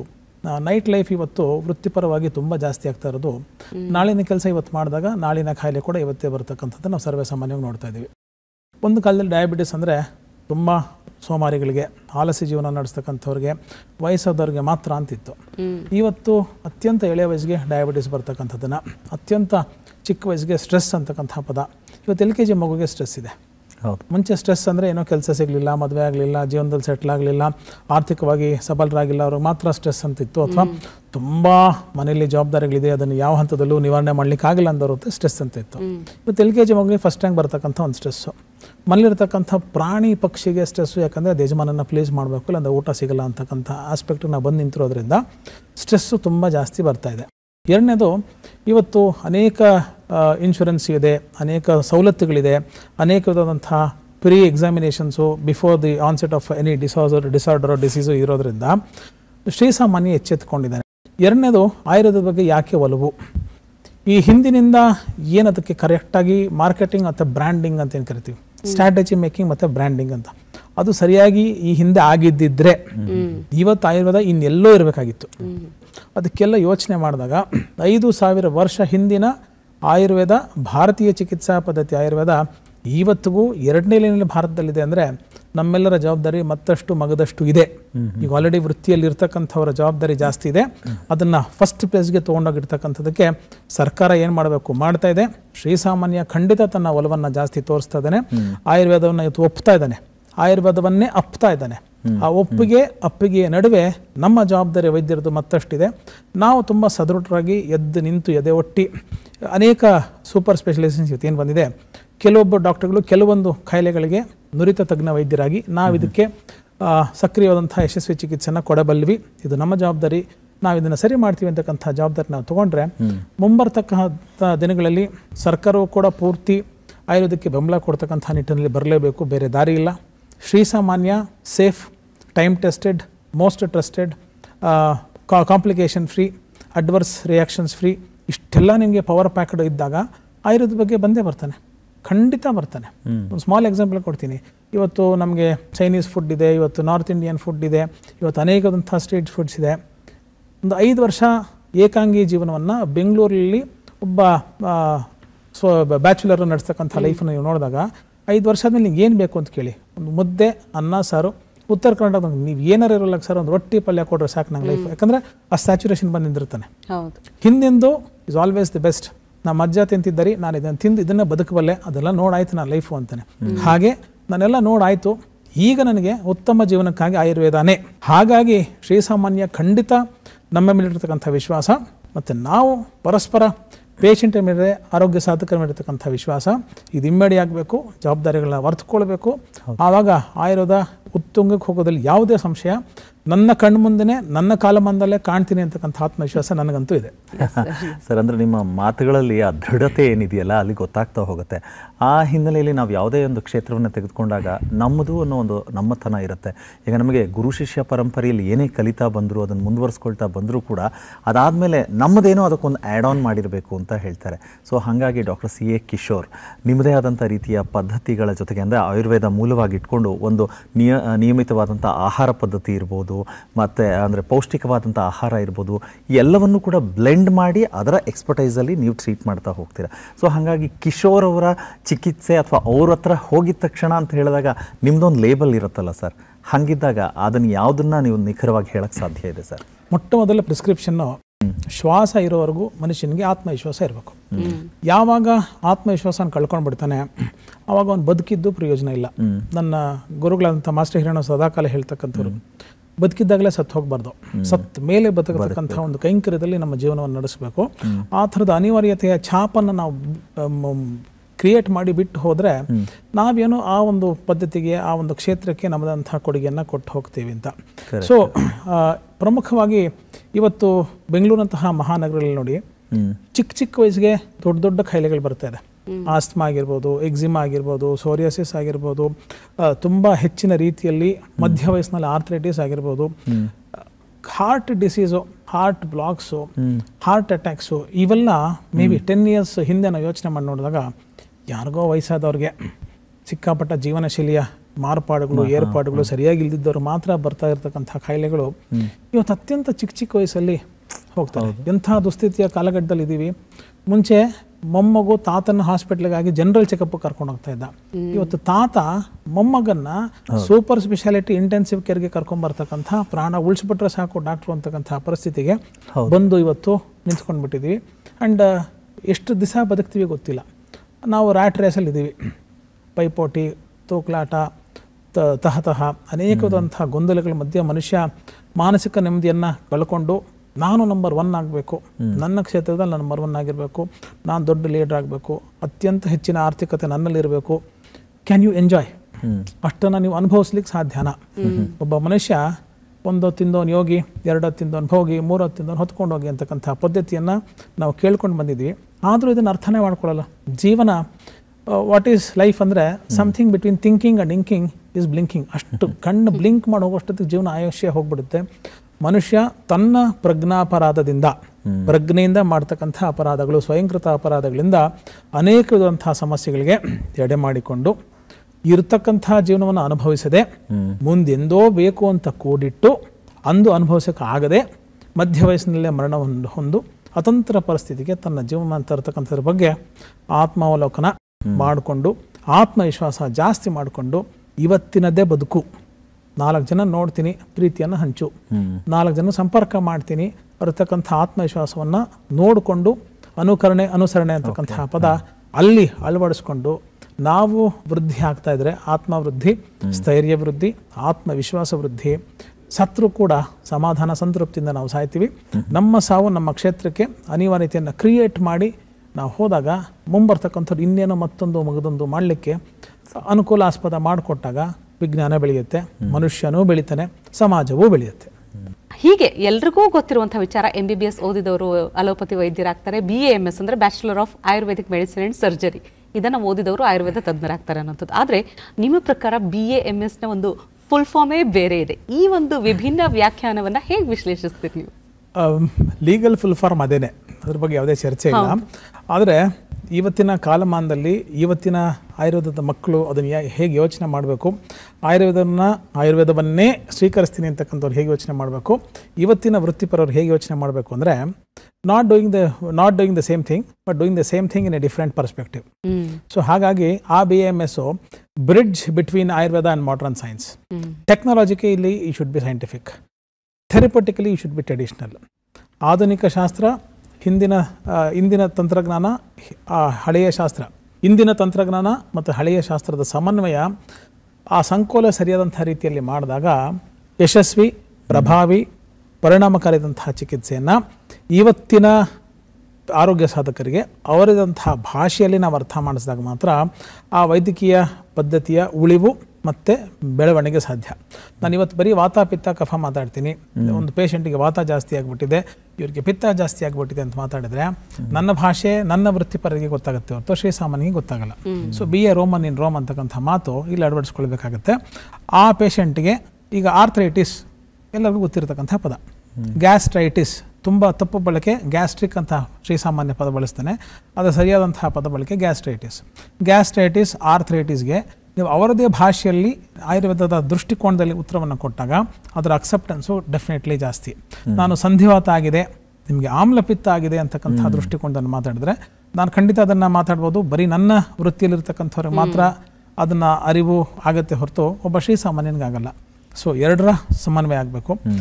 ಪ್ರಾಡಕ್ಟ್ ದ್ರವ್ಯ ನಾವೇನಿವತ್ತು ಪೇಷಂಟಿಗೆ ಪ್ರಿಸ್ಕ್ರೈಬ್ ಮಾಡ್ತೀವಿ ಅದು ಕೂಡ it has to be presentable.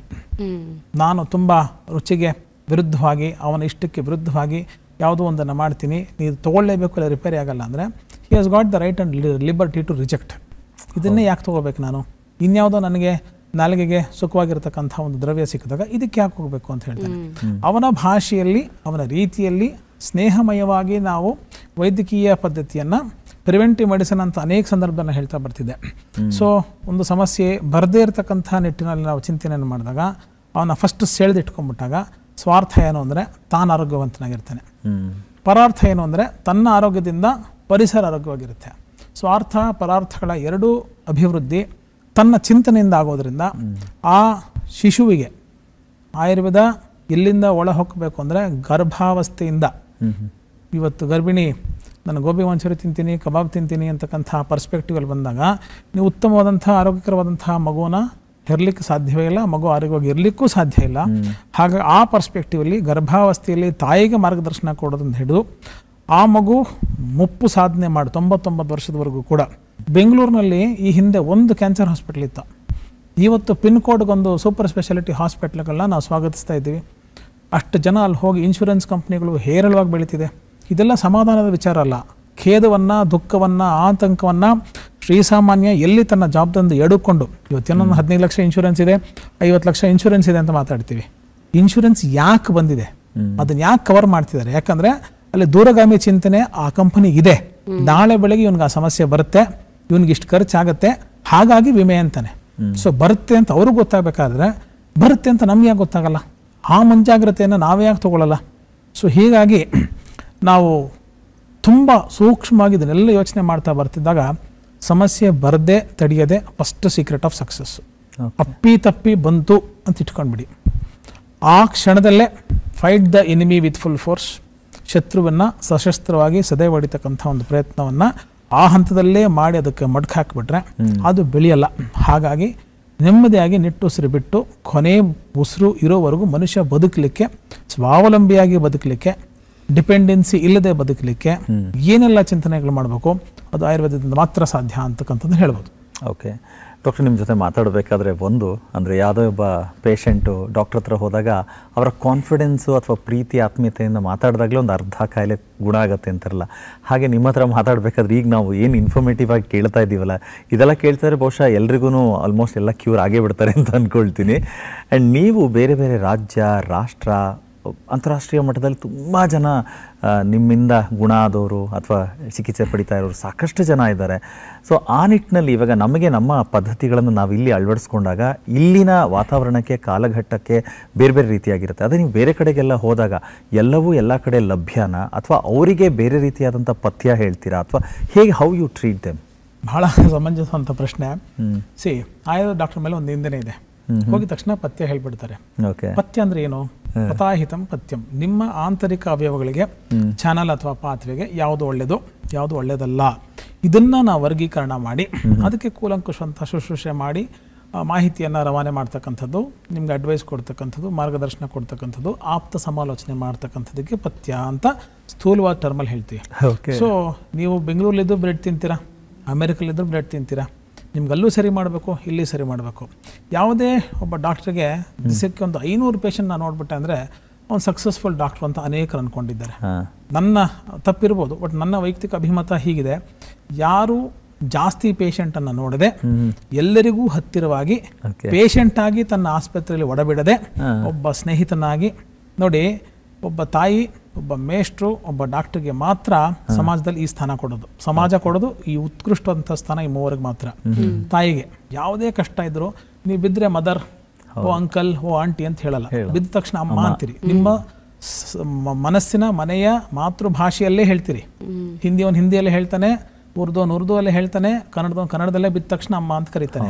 ನೀವು ಇಂಗ್ಲೀಷಲ್ಲಿ ಮಮ್ಮಿ ಮದರ್ ಅಂತ ಕರೆಯಲ್ಲ ಬಿದ್ದಾಗ. ಯಾಕೆಂದ್ರೆ ಅಮ್ಮ ಎದ್ದು ಬರೋದು ಇಲ್ಲ, ಬೇರೆ ಊರಿಂದ ಇದ್ದ ಅಮ್ಮ ಇಲ್ಲಿ ಬಂದು ನಿಮ್ಮನ್ನು ಎದ್ದು ಹೇಳಲ್ಲ. ಎಂಡೋರ್ಫಿನ್ಸು, ಪೇನ್ ರಿಲೀಸಿಂಗ್ ಹಾರ್ಮೋನ್ಸು ಆ ಹೆಸರು ಹೇಳಿದ ತಕ್ಷಣ ಪುಟ್ಟಿದೆದ್ದು ವಾಪಸ್ ಕೆಲಸ ಮಾಡಲಿಕ್ಕೆ ಚೈತನ್ಯ ಚಿಲುಮೆ ಕೊಡುತ್ತೆ ಅಂತ ಆ ಪದವನ್ನು ಬೆಳೆಸ್ತೀರಿ. TLC ಎಲ್ಲ ವೈದ್ಯರು ಕೇಳಿರ್ತೀರಿ. ಟೆಂಡರ್ ಲವ್ ಅಂಡ್ ಕೇರ್ ಅನ್ನೋದನ್ನ ನಾನು ವ್ಯಾಖ್ಯಾನ ಕೊಡ್ತೀನಿ. HPTLC ಅಂದ್ರೆ high power thin layer chromatography. ಇದು ಲ್ಯಾಬಲ್ಲಿ ನಮ್ಮ ಮೈಕ್ರೋಸ್ಕೋಪ್ಸ್ ಅಲ್ಲಿ ಬ್ಯಾಕ್ಟೀರಿಯಾ, ಮೈಕ್ರೋ ಆರ್ಗನ್ಸ್ ಇದೆಯಾ ಇಲ್ವಾ, ನಿಮ್ಗೆ ಏನಾದರೂ ಕಾಯಿಲೆ ಇದೆಯಾ, ಎಷ್ಟಿದೆ ಕೌಂಟ್ಸ್ ನೋಡಲಿಕ್ಕೆ ಥಿನ್ ಲೇಯರ್ ಕ್ರೊಮ್ಯಾಟೋಗ್ರಫಿ ಎಲ್ಲ ಸ್ಲೇಟ್ಸಲ್ಲಿ ಇಟ್ಟಿರ್ತೀವಿ. ಅದು ವೈದ್ಯಕೀಯ ವಲಯದಲ್ಲಿ ತುಂಬ ಪರಿಚಯ. ಪೇಷಂಟ್ನ ಜೊತೆ ಏನಿರಬೇಕು, ನಿಜವಾದ ಹಂತದ ನಿಜವಾದ ಅರ್ಥದ ಪುರೋಹಿತನಾಗಿರ್ಬೇಕು ಒಬ್ಬ ಡಾಕ್ಟ್ರು. ಹಾಗಾಗಿ ಜಾಸ್ತಿ ಪೇಷಂಟನ್ನು ನೋಡ್ಬಿಟ್ಟು ಅವನು ಯಶಸ್ವಿ ಡಾಕ್ಟರ್ ಅಲ್ಲ. ಪೇಷಂಟ್ಗಳು ಜಾಸ್ತಿ ಆಗದಿರ ಇರ್ತಕ್ಕಂಥ ಪೇಷಂಟ್ಗಳನ್ನು ಪೇಷಂಟ್ ಆಗಲ್ಲದೆ ಒಬ್ಬ ಸ್ನೇಹಿತನನ್ನಾಗಿ, ಒಬ್ಬ ಒಳ್ಳೆಯ ಸಹಚರನಾಗಿ ಇಟ್ಕೊಂಡು ಅದೇ ವಾತಾವರಣದಲ್ಲಿ ಸಹಬಾಳ್ವೆಯನ್ನು ಮಾಡ್ಕೊಳ್ತಕ್ಕಂಥದ್ದು, ಸಾಮರಸ್ಯವನ್ನು ಸಾಧಿಸ್ತಕ್ಕಂಥದ್ದು, ಸಮಾಜಮುಖಿಯಾಗಿ ಸಮಾಜದಲ್ಲಿ ಒಬ್ಬನಾಗಿ ಆ ವೈದ್ಯ ವಿವಿಧ ಅನೇಕ ಮಜಲುಗಳಲ್ಲಿ ಕೆಲಸ ಮಾಡ್ತಕ್ಕಂಥದ್ದು. ಒಬ್ಬ ಡಾಕ್ಟರ್ ಬರೀ ಡಾಕ್ಟರ್ ಕೆಲಸನ ಮಾಡಿದ್ರೆ ಅದೇನು ಹೆಚ್ಚುಗಾರಿಕೆ ಅಲ್ಲ, ಮಾಡಲೇಬೇಕಾಗಿದೆ. ಅದು ಮಾಡಲೇಬೇಕು, ಅದಕ್ಕೆ ಬೇರೆ ಅನ್ಯಥಾ ದಾರಿಗಳಿಲ್ಲ. ಆದರೆ ಅದನ್ನು ಬಿಟ್ಟು ಸಮಾಜವನ್ನು ಮೇಲೆತ್ತಕ್ಕಂಥ ಕೆಲಸವನ್ನು ಕೂಡ ಶ್ರೀಸಾಮಾನ್ಯನ ಜೊತೆಗೆ ಹೆಗಲು ಮಾಡಿದ್ರು ಕೂಡ ಅವನ ಆದ್ಯ ಕರ್ತವ್ಯ, ಅವನ ಆದ್ಯತೆ ಮತ್ತು ಬಾಧ್ಯತೆ ಆಗಿರಬೇಕು ಅಂತ. ಡಾಕ್ಟರ್, ಈಗ ಡಾಕ್ಟರ್ ಕಿಶೋರ್ ಅಂದ ತಕ್ಷಣ ಬಹಳಷ್ಟು ಬಾರಿ ಅಂದ್ರೆ ಮನೆ ಮದ್ದುಗಳನ್ನ ಹೇಳೋದ್ರಲ್ಲಿ ಮಹಾ ನಿಸ್ಸೀಮರು. ಹೇಳೋದಷ್ಟೇ ಅಲ್ಲ, ಈ ಎಲ್ಲ ಮನೆ ಮದ್ದುಗಳನ್ನ ಅಕ್ಷರ ರೂಪದಲ್ಲೂ ಕೂಡ ದಾಖಲಿಸ್ತೀರಿ. ಕಿಶೋರ ಸೂತ್ರ ಎನ್ನುವಂಥ ಪುಸ್ತಕ.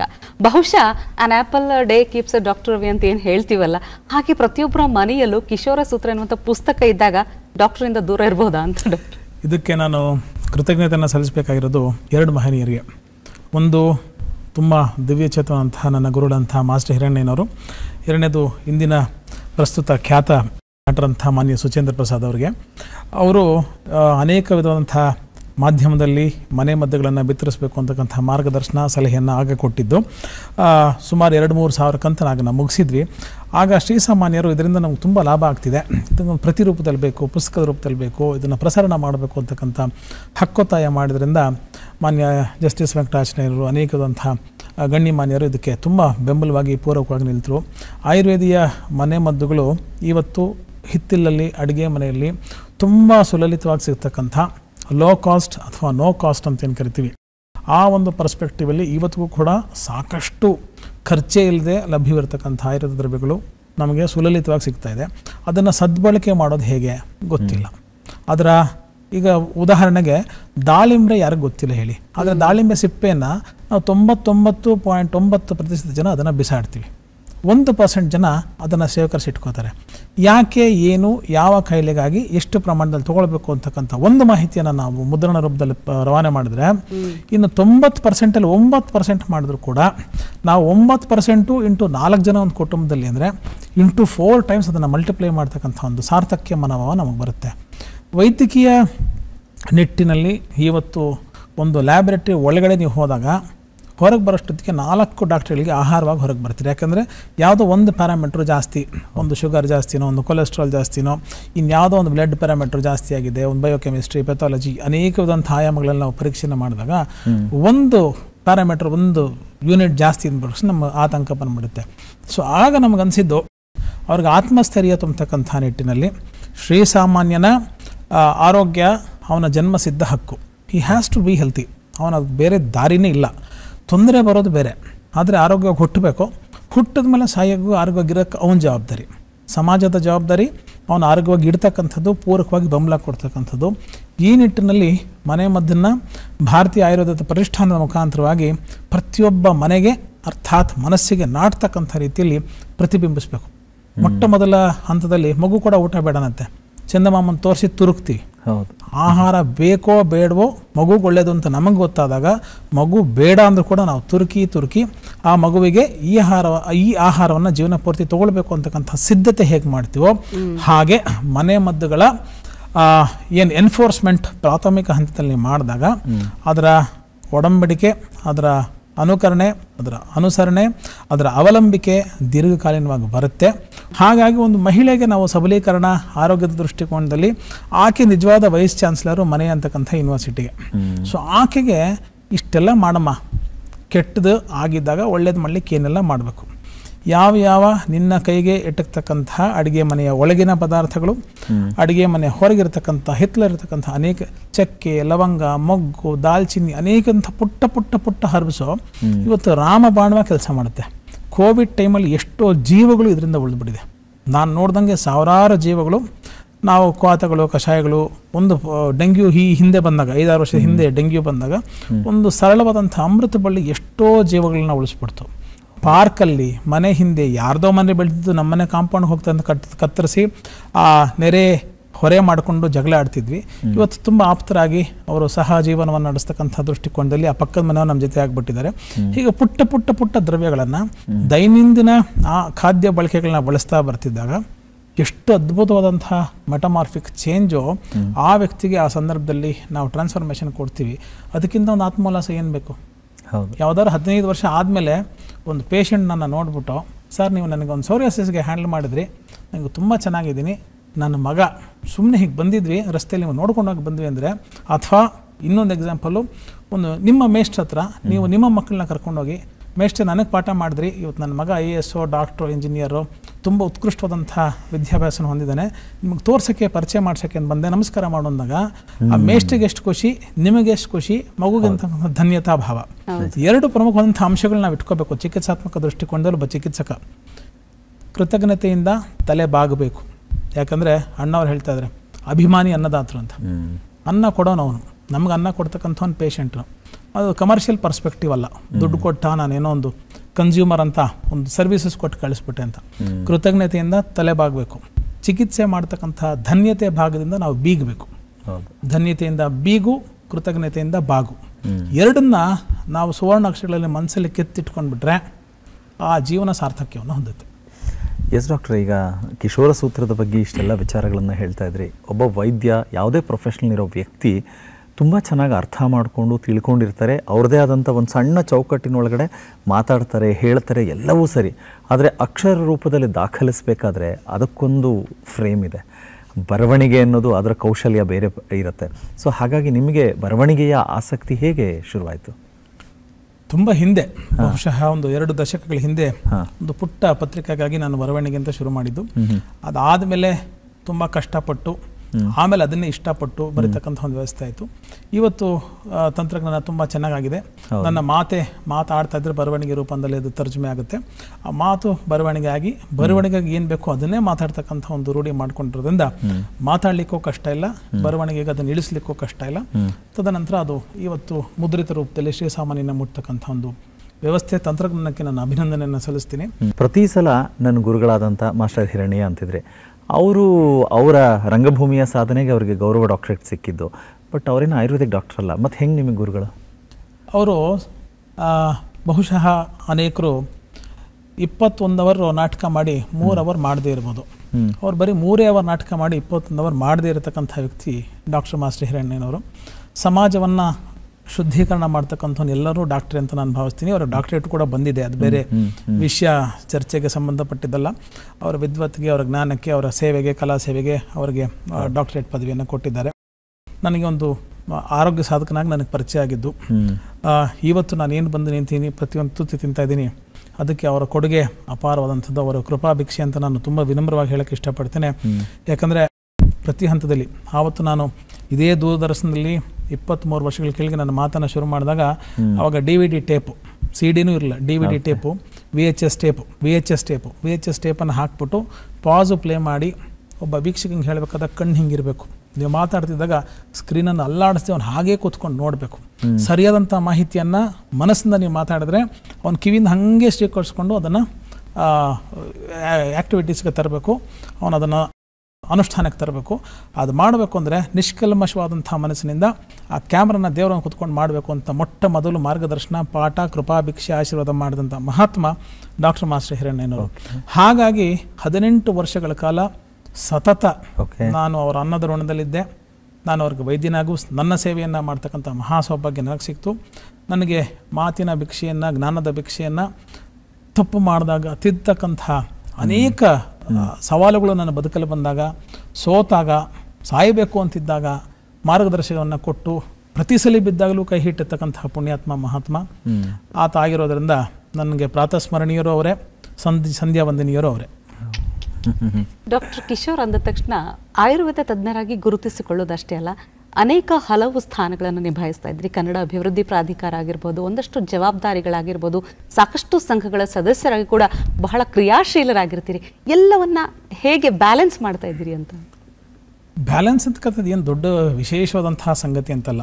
ಇಚ್ಛಾಶಕ್ತಿ ಸರಿಯಾದಂಥ ಇದ್ದರೆ, ಈಗ ಒಂದು ಮಹಿಳೆ ಮಡದಿಯಾಗಿ, ತಾಯಿಯಾಗಿ, ಸಹೋದರಿಯಾಗಿ ಅನೇಕ ಆಯಾಮಗಳಲ್ಲಿ ಮನೆಯ ಜವಾಬ್ದಾರಿನ ಹೇಗೆ ತಗೊಳ್ತಾಳೆ, ಹಾಗೆ ಒಬ್ಬ ವೃತ್ತಿಪರ ಮನುಷ್ಯ, ವೈದ್ಯನಾದರೂ ಸರಿ, ಬೇರೆ ಯಾವುದೇ ಆಯಾಮದಲ್ಲಿ ತಾನು ಕೆಲಸ ಮಾಡಿದ್ರೂ ಸರಿ, ವೃತ್ತಿ ಅಂತಕ್ಕಂಥದ್ದು ಒಂದು ಹಂತಕ್ಕೆ ಯಶಸ್ಸು, ಕೀರ್ತಿ, ಹಣವನ್ನು ತನಗೆ ಕೊಡ್ಬೋದು.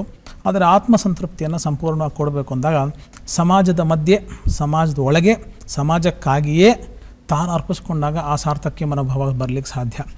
ಯಾವುದೇ ಒಬ್ಬ ವ್ಯಕ್ತಿ ತನ್ನ ವೃತ್ತಿಯಲ್ಲಿ ಔನ್ನತ್ಯವನ್ನು ಸಾಧಿಸಿದ್ದಾನೆ ಅಂದರೆ ಅದ್ರ ಬಗ್ಗೆನೂ ನಕಾರಾತ್ಮಕ ಅಂಶ ಇಲ್ಲ, ತಾನು ಮಾಡಲೇಬೇಕು, ತಾನು ಮಾಡಿರ್ತಾನೆ. ಅದನ್ನು ಬಿಟ್ಟು ಹೊರಗೇನು ಮಾಡ್ತಾನೆ ಅಂದರೆ ನನಗೊಂದು ಆತ್ಮಸಂತೃಪ್ತಿ ಸಿಗುತ್ತೆ. ಹಾಗಾಗಿ ಅದಲ್ಲಿ ಏನೂ ಹೆಚ್ಚುಗಾರಿಕೆ ಇಲ್ಲ. ನನ್ನ ಖುಷಿಗಾಗಿ, ನನ್ನ ಸಮಾಧಾನಕ್ಕಾಗಿ, ನನ್ನ ಸಂವೇದನೆಗಾಗಿ ನಾನು ಮಾಡ್ತಾಯಿದ್ದೀನಿ ಒಂದು. ಅದರಿಂದ ಯಾರಿಗಾರು 4-6 ಪೈಸಷ್ಟು ಅನುಕೂಲ ಆಗುತ್ತೆ ಅಂದರೆ ನಮ್ಮಲ್ಲಿರ್ತಕ್ಕಂಥ ಒಂದು ಆತ್ಮವಿಶ್ವಾಸ, ಸಮಾಜದಲ್ಲಿ ಇದನ್ನೂ ಮಾಡ್ಬೋದು, ಯಾರೋ ಮಾಡೋ ಬದಲಿ ಅದನ್ನು ನಾನೂ ಮಾಡ್ಬೋದು, ನಾನು ಮಾಡಿದರೆಯೇ ಅದು ಹೀಗೆ. ಕನ್ನಡ ಅಭಿವೃದ್ಧಿ ಪ್ರಾಧಿಕಾರ ಕೂಡ ಸರ್ಕಾರ ಗುರುತಿಸಿ ಆ ಜವಾಬ್ದಾರಿನ ಕೊಟ್ಟಾಗ ಅನೇಕ ಸಂದರ್ಭದಲ್ಲಿ ನಾನು ಕೂಡ ಆ ಜವಾಬ್ದಾರಿನ ತಗೊಳ್ಳಿಕ್ಕಿಂತ ಮುಂಚೆ ಕೇಂದ್ರ ಸರ್ಕಾರದಲ್ಲಿ ಬೇರೆ ಬೇರೆ ಜವಾಬ್ದಾರಿಗಳನ್ನು ನನಗೆ ಕೊಟ್ಟಾಗ ಅದನ್ನು ನಿಭಾಯಿಸ್ಬೋದಾ ಅಂತಕ್ಕಂಥ ಒಂದು ಜಿಜ್ಞಾಸೆ ನನ್ನಲ್ಲೂ ಇತ್ತು. ಅದೇ ಸೇರಿದಾಗ ನಮ್ಮ ವೈದ್ಯಕೀಯ ವೃತ್ತಿಯಲ್ಲೂ ಹೇಳ್ತೀವಿ, ವಾಟ್ ಯು ಡೂ ಅಂದರೆ ಐ ಪ್ರಾಕ್ಟೀಸ್ ಅಂತ, because we are not perfect. ಪ್ರತಿ ವೈದ್ಯ, ಪ್ರತಿ ವಕೀಲ ನೀವು ಕೇಳ್ತಾ ಬನ್ನಿ ಏನು ಮಾಡ್ತೀರಾ ಅಂತ, ನಾನು ಪ್ರಾಕ್ಟೀಸ್ ಮಾಡ್ತೀನಿ, ನಾನು ಮೈಸೂರಲ್ಲಿ ಮಾಡ್ತೀನಿ, ನಾನು ಹುಬ್ಳಿಯಲ್ಲಿ ಪ್ರಾಕ್ಟೀಸ್ ಮಾಡ್ತೀನಿ ಅಂತಾನೆ. ಯಾಕಂದರೆ ನಾವು ಪರ್ಫೆಕ್ಟ್ ಅಲ್ಲ. ಸೊ ಪ್ರತಿನಿತ್ಯ ಕಲಿಕೆ ನಮಗೆ ಜ್ಞಾನವನ್ನು ಕೊಡ್ತಾ ಇರುತ್ತೆ. ಜವಾಬ್ದಾರಿ ನೀವು ಹೋದಾಗ ಬರುತ್ತೆ. ಭಾರತೀಯ ಆಯುರ್ವೇದ ಪ್ರತಿಷ್ಠಾನ ಮತ್ತು ಸ್ವಸ್ಥ ಸಮೃದ್ಧ ಭಾರತವನ್ನು ನಾವು ಕಟ್ಟಬೇಕು ಅಂತಕ್ಕಂಥ ತೀರ್ಮಾನವನ್ನು ತಗೊಂಡಾಗ tradition is to be revisited ಅಂತಕ್ಕಂಥ ಶಾಸ್ತ್ರೀಯ ಜ್ಞಾನದ ಪುನರುತ್ಥಾನ ಆಗಬೇಕು ಅಂತಕ್ಕಂಥ ಒಂದು ಸಂಕಲ್ಪದಿಂದ ನಾವು ಭಾರತೀಯ ಆಯುರ್ವೇದ ಪ್ರತಿಷ್ಠಾನವನ್ನು ಕಟ್ತಕ್ಕಂಥ ಒಂದು ಕೈಂಕರ್ಯಕ್ಕೆ ಕೈ ಹಾಕಿದ್ವಿ. ಸ್ವಸ್ಥ ಸಮೃದ್ಧ ಭಾರತ ಇದಂ ರಾಷ್ಟ್ರಹಿತಾಯ ನಮ್ಮಮ್ಮ ಅಂತಕ್ಕಂಥ ಅಡಿಬಾರದಲ್ಲಿ ಶುರು ಮಾಡಿದ್ವಿ. ರಾಷ್ಟ್ರಕ್ಕಾಗಿ ಎಲ್ಲರೂ ಏನೇನೋ ಮಾಡಿಬಿಟ್ಟಿದ್ದಾರೆ. ನಾವೆಲ್ಲರೂ ಆ ದೊಡ್ಡ ಜ್ವಲಂತವಂಥ ಯಜ್ಞಕ್ಕೆ ಒಂದು ಸಮಿತನ್ನು ಹಾಕಿದ್ರು. ನಾವು ಮಾಡ್ತಕ್ಕಂಥ ಅಲ್ಪ ಸೇವೆ ಬೇರೆ ಯಾರಿಗೆ ಖುಷಿ ಸಿಗುತ್ತೆ ಇಲ್ಲ, ನಮಗೆ ಬೇಡ, ನಮಗಂತೂ ಆತ್ಮಸಂತೃಪ್ತಿ ಸಿಗುತ್ತೆ. ನಾವು ಮಾಡ್ತಕ್ಕಂಥ ಕೆಲಸ ನಮಗೆ ಒಂದು ಸಮಾಧಾನವನ್ನು, ಅರ್ಥಾತ್ ರಾತ್ರಿ ತಲೆ ದಿಮ್ಮಿಗೆ ತಲೆಯನ್ನು ಇಟ್ಟಾಗ ನೆಮ್ಮದಿಯ ನಿದ್ದೆಯನ್ನು ಬರುತ್ತೆ ಅಂದಾಗ ಆ ಸಮಾಜಕ್ಕಾಗಿ ನಮ್ಮದೇನೋ ಒಂದು ಮಿಡಿತಾ ಇರಬೇಕು. ಸಮಾಜ ನಮ್ಗೆ ಎಲ್ಲವನ್ನೂ ಕೊಟ್ಟಿದೆ. ಅಲಂಕಾರ ಸ್ಥಾನ ಕೊಟ್ಟಿದೆ, ಊಟ ಕೊಟ್ಟಿದೆ, ಮರ್ಯಾದೆ ಕೊಟ್ಟಿದೆ, ಗೌರವ ಕೊಟ್ಟಿದೆ, ಹಣ ಕೊಟ್ಟಿದೆ, ಯಶಸ್ಸು ಕೊಟ್ಟಿದೆ, ಕೀರ್ತಿ ಕೊಟ್ಟಿದೆ.